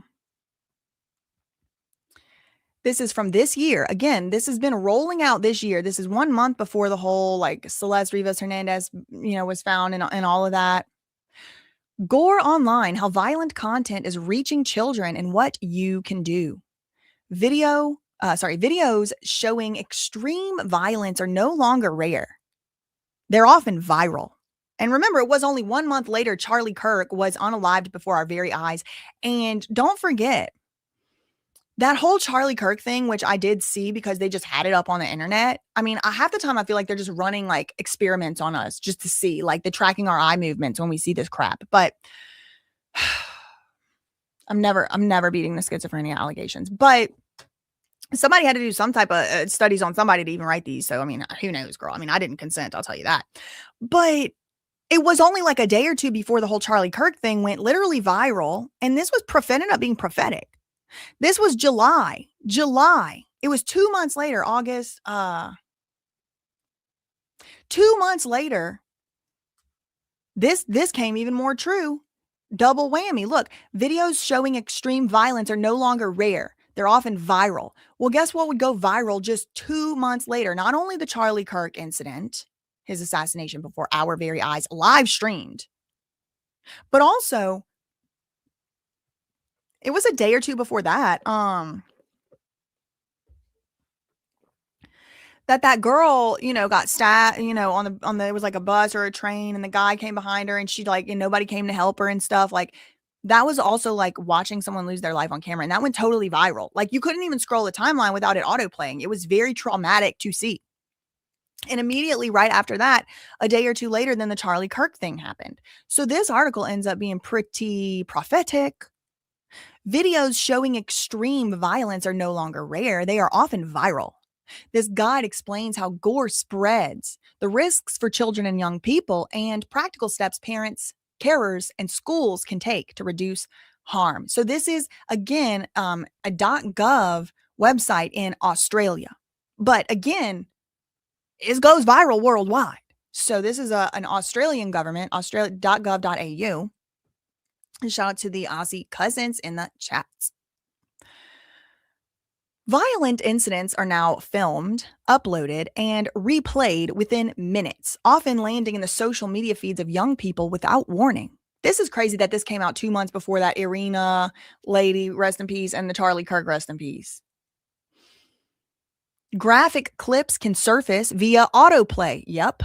Recommendations and reposts.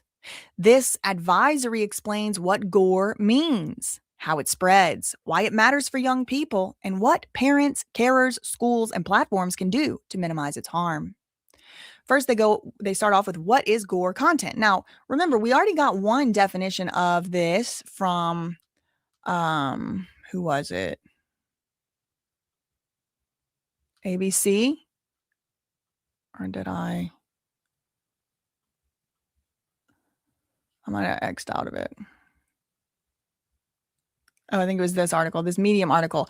This is the Medium. Remember, just to remind you, this is the definition that the Medium article, this essay, gave gore. Excessive consumption of violent and uncanny media, including TV shows, films, artworks, anything within one's capacity that can easily be viewed, as well as any violent media that is not occasionally digested by the average viewer for simple recreational. Okay, I don't really know what this part is. I don't really understand what that second part of that means.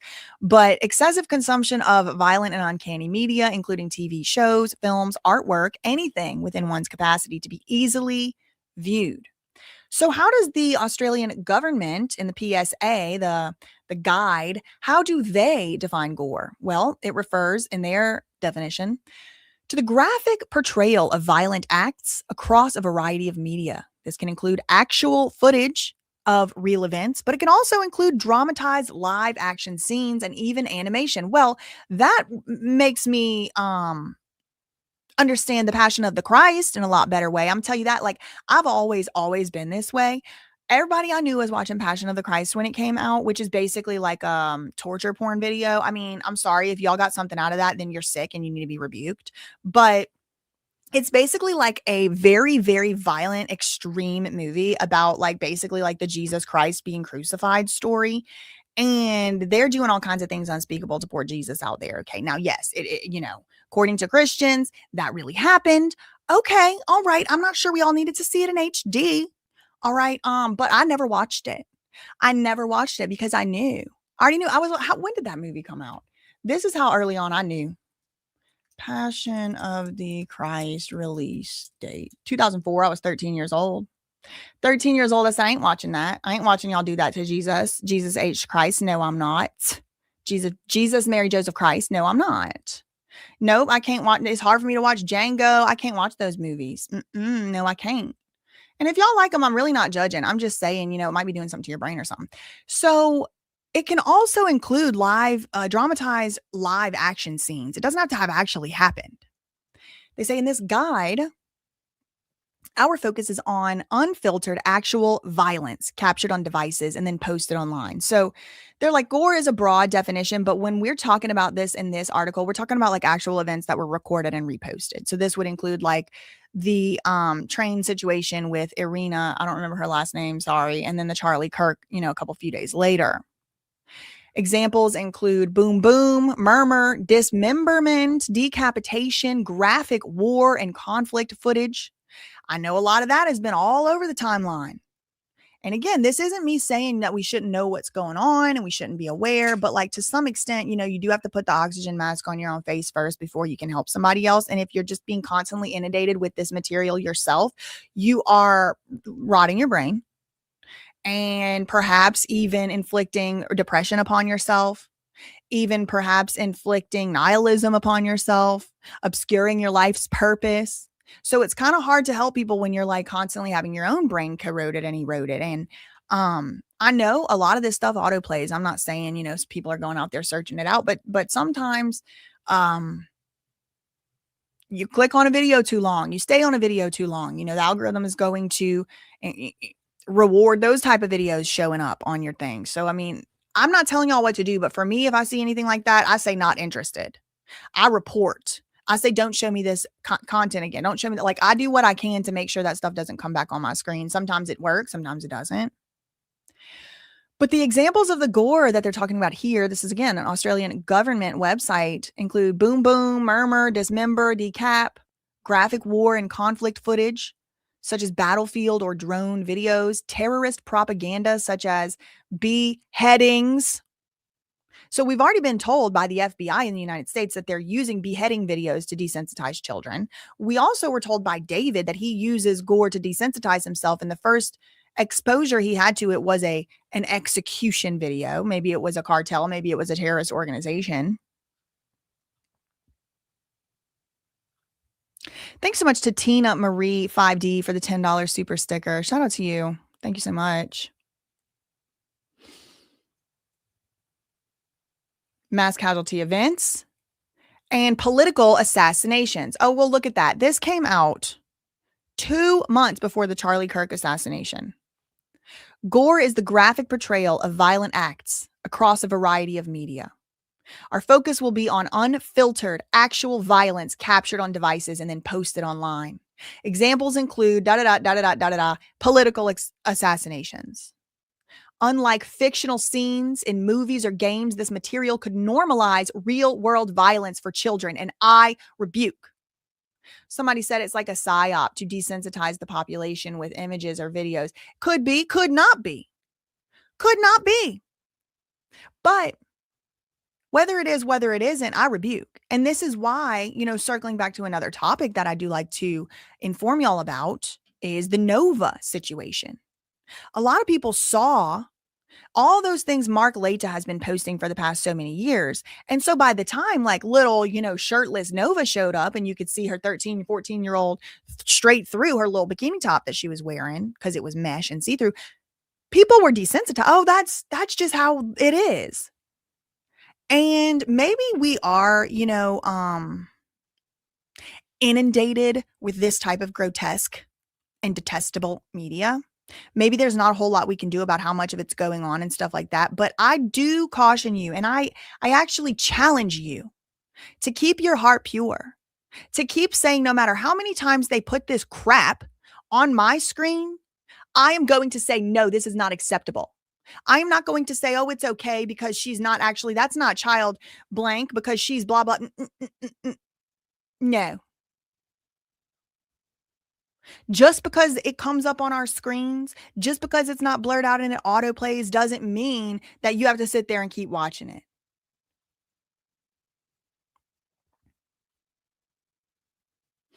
How gore content spreads. Gore spreads online fast. It might look harmless at first, disguised by innocent captions or thumbnails. This content can show up in general feeds, For You pages, even when a young person is not searching for it. It can also be tagged with popular hashtags to appear in unrelated searches or even be presented as a recommended content, increasing exposure for young people. Live streams and bystander clips of violent acts are cut, reposted, and boosted by algorithms across platforms. Some users share gore for shock value. Others do it to stir outrage, get likes, or even, quote, raise awareness. There was somebody whose name I won't mention who posted a gore video on their Instagram account to raise awareness. And it's like, I think the video ended up getting removed, but it's traumatizing. And when she shared that on her Instagram account, and of course people came to me and said, go check out so-and-so's Instagram account. She's sharing, very horrible imagery video of a child in a very horrible war situation. And sure, it's raising awareness. But think about the psychological impact that just that one video on that one person's Instagram could have done. And I rebuked it in the name of the one true God and all that is holy, because I don't like to look at that stuff, and I might even reported it. Who knows? Once the clips are uploaded, those same clips can circulate across mainstream platforms like X, Facebook, Instagram, Snapchat, TikTok, YouTube. They can also be easily shared in private messages of group chats, Telegram, Messenger, Discord, Roblox, WhatsApp. It's often to impress or outdo peers, with young users not fully grasping the nature of the material and how it affects their developing minds or the deeper consequences. So this kind of speaks to that 764. Like, who are these people in these live streams? Well, a lot of them are probably freaking weird, weirdo adults, but some of them are probably kids who are thinking this is cool, trying to be cool. Their frontal lobe ain't going to be developed for another 15 years or whatever. And they're just out here. Oh, yeah, look, I can look at this too. I can see this too. It also brings into context the fact that what they're trying to get and elicit out of these young people is gore videos.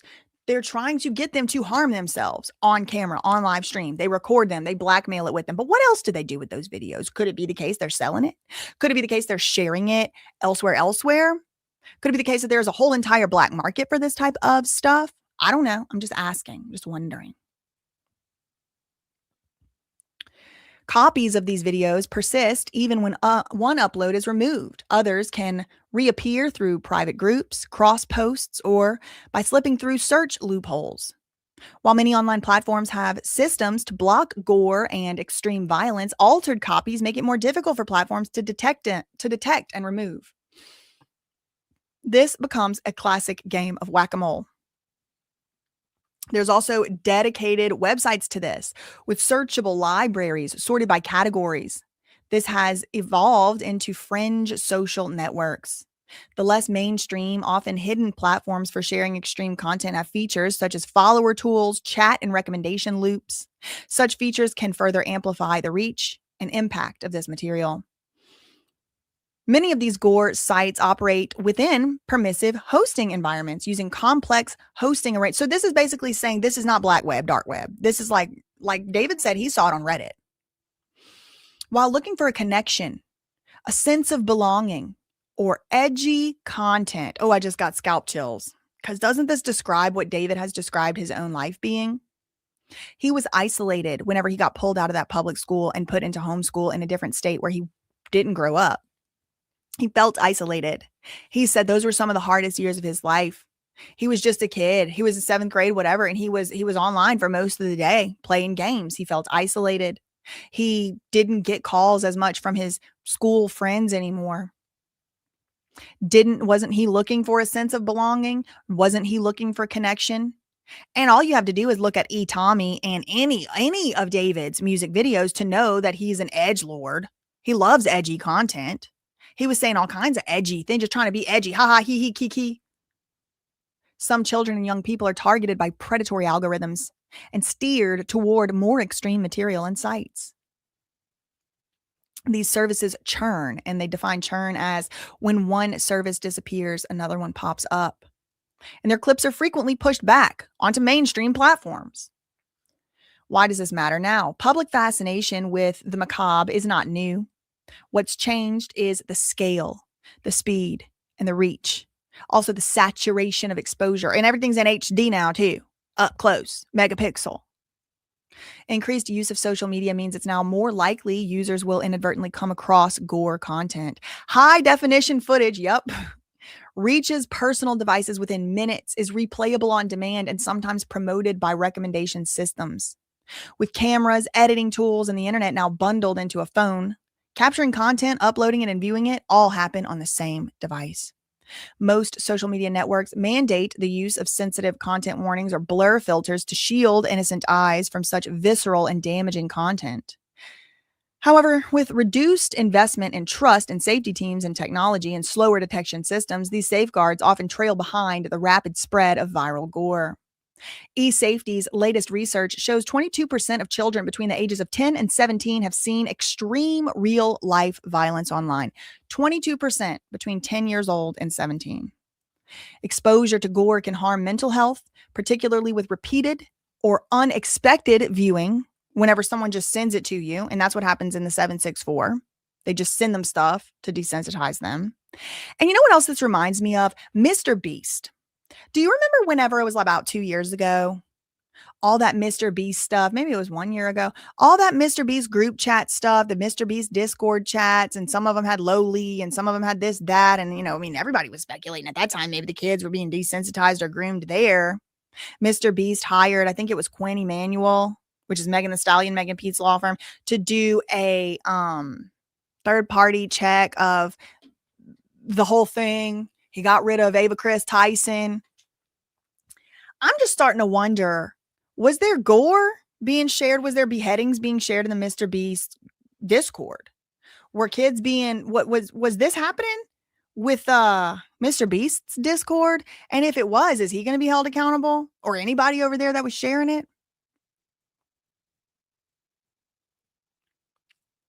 And kids love Mr. Beast. Children and teens may experience anxiety, nightmares, intrusive thoughts, avoidance, desensitization, or distress triggered by reminders, like giving kids PTSD. The speed of spread and the difficulty of unseeing graphic clips makes prevention and early support vital. And then the Australian government said, this is what we do to help. We work to reduce the impact of the harm, including exposure to violent content. This is what we can do.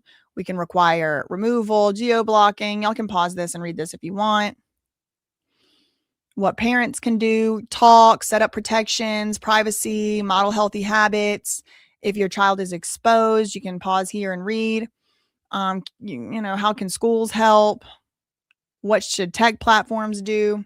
Okay, so shout out to the Australian government for putting that out, at least to inform people.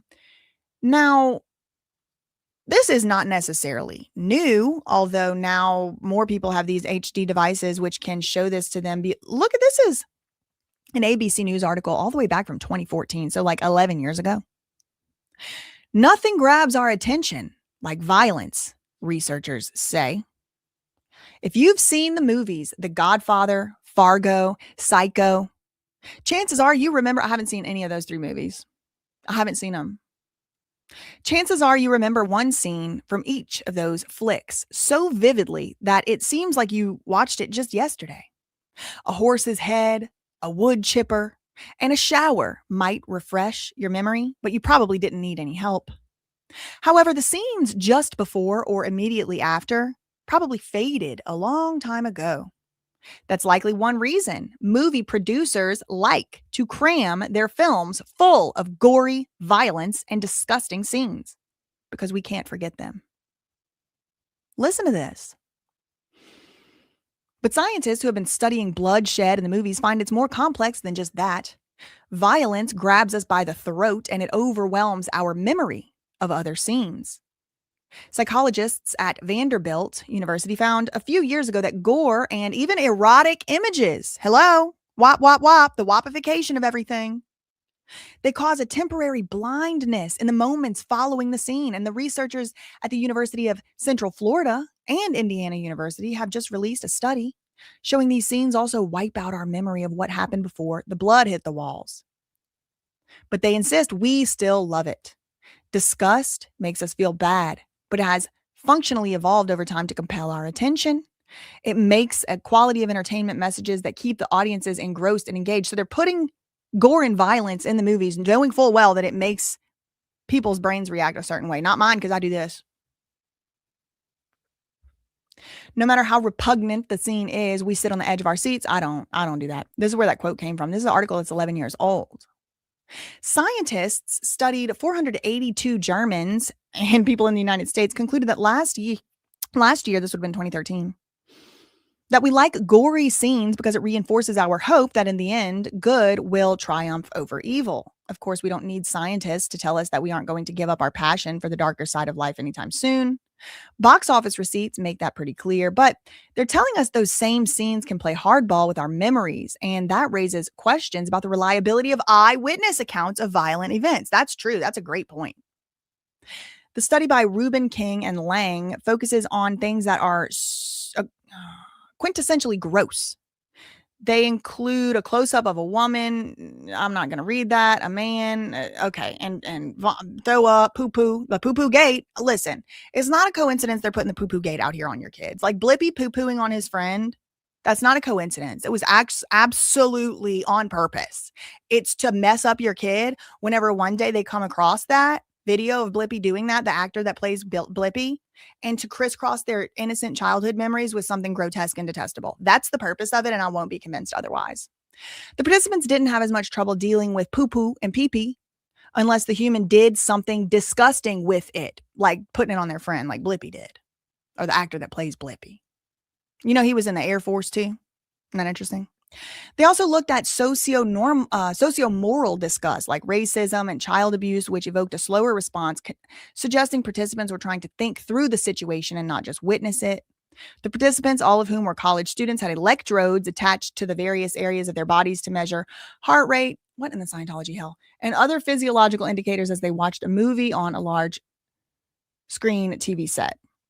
The data from the sensors revealed that the more disgusting the scene, the more involved the participant became. If the scene showed death, the participant could recall it vividly, but perhaps surprisingly, they had incredibly poor memory for what preceded it. So if someone sees a violent attack, either in a movie or a city street, they can the testimony about what led up to that attack be trusted?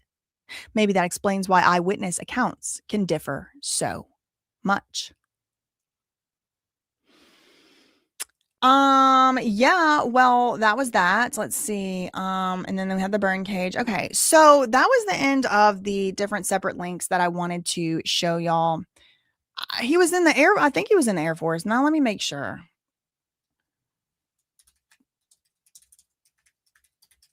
It was the military for sure.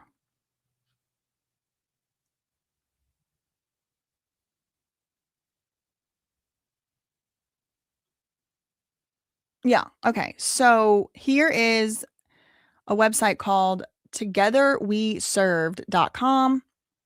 This is A1C Stephen Johnson. Stephen is spelled very weird. Blippy, U.S. Air Force, 2006 2008.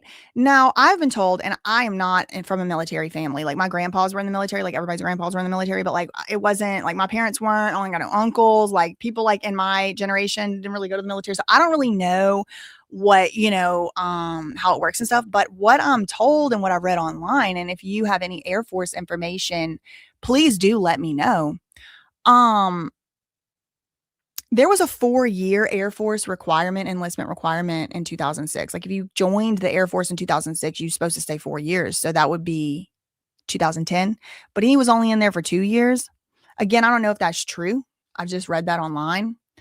But here he is, a beloved children's entertainer who poo-pooed on his friend, known for his vibrant personality and the Harlem Shake poop.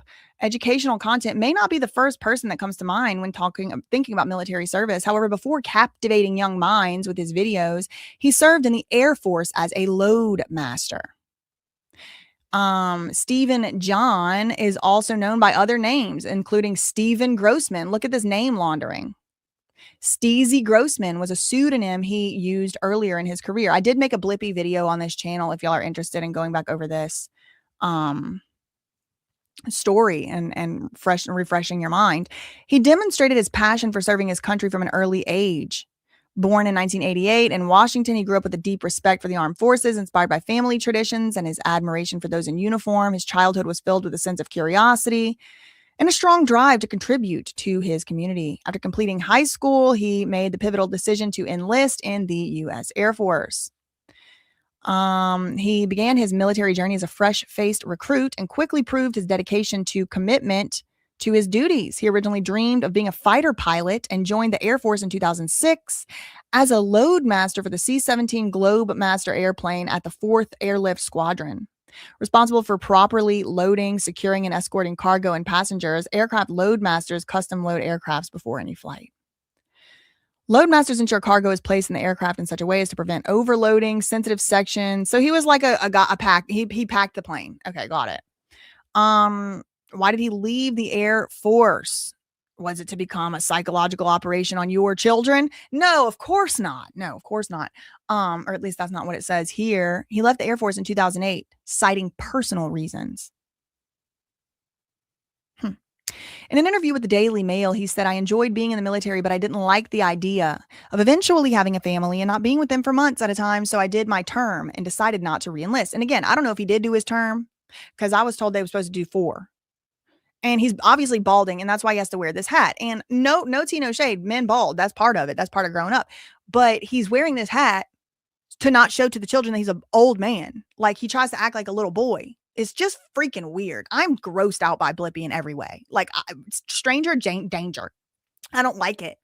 And then he does these videos where it's like, oh, look at me. I'm in the ball pit playing with kids, like to desensitize children to playing in the freaking playground with a grown man who is balding. No, unless it's your dad or your uncle and, or, you know, they're right there. Like, what is this?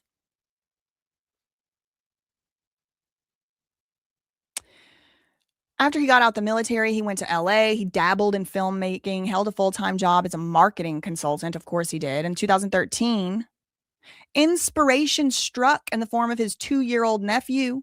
After spending some time watching his nephew's YouTube favorites, he decided to make Blippi. Okay. Well, this is the old Blippi. This isn't even that Stephen John Blippi. So I don't know why they got his picture on there. But anyway, I don't even know how we ended up on the Blippi I don't even know how we ended up on the Blippi side plot, but I personally, for me, no, I think it's a psyop. I think if it's not a psyop, it's still going to function the same way. Whenever your kids who think Blippi is so cool right now are going to later in their adult life for sure find out about HarlemShakePoop.com, and they're going to see their beloved childhood character doing things unspeakable, it's going to elicit this exact response right here. It's a traumatizing. It is not something to play with. Nobody around me is allowed to watch Blippi. Okay. So no, I rebuke.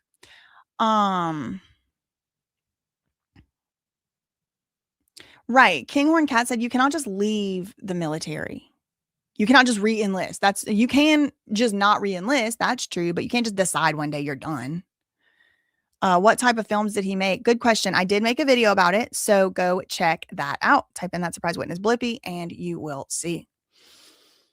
Okay, well, that's all I really had for this one. Again, all of this stuff is just theories. This is not even in any accusations. If anything, I think I made it very clear in the first half or the first 30% or so of this video that I have a very open mind with David. I don't know who bought that cage. I don't know who had that cage delivered. I don't know what they were going to do with that cage. It could be a totally innocent explanation. But the fact that David did say that he was addicted to gore, and then we just read through all of these different ways that gore is used against children, it just makes me wonder some things, not only about David, but then about Celeste. What was her cause of death? What were the circumstances of her death? Was her death recorded? Was her death live streamed? Is there evidence of it? You know, there's all kinds of questions I definitely do have. I mean, one of the things I just want to remind y'all very early on in this video when we were in this section, one of the things 764 does is encourage children to take substances to OD. Okay. So it could be the case Celeste Rivas Hernandez or another child did OD, but it wasn't on their own accord. Could this be why the LAPD is taking so long to tell us information? I don't know. I certainly have more questions than answers at this point, and so far as the David and the Celeste Rivas Hernandez case, but there is this sort of nagging feeling that like the popularity of the 764 story throughout the media and the popularity of David being the most Googled person of the year and all of that, just I can't help but notice these two things could be related, and whether they are or not is yet to be seen. That's all I really had for this one. In the meantime, facts ain't defamation. Neither are opinions. I don't know any of these people and I was not there. Innocent until proven guilty. Love you, Mina. Bye.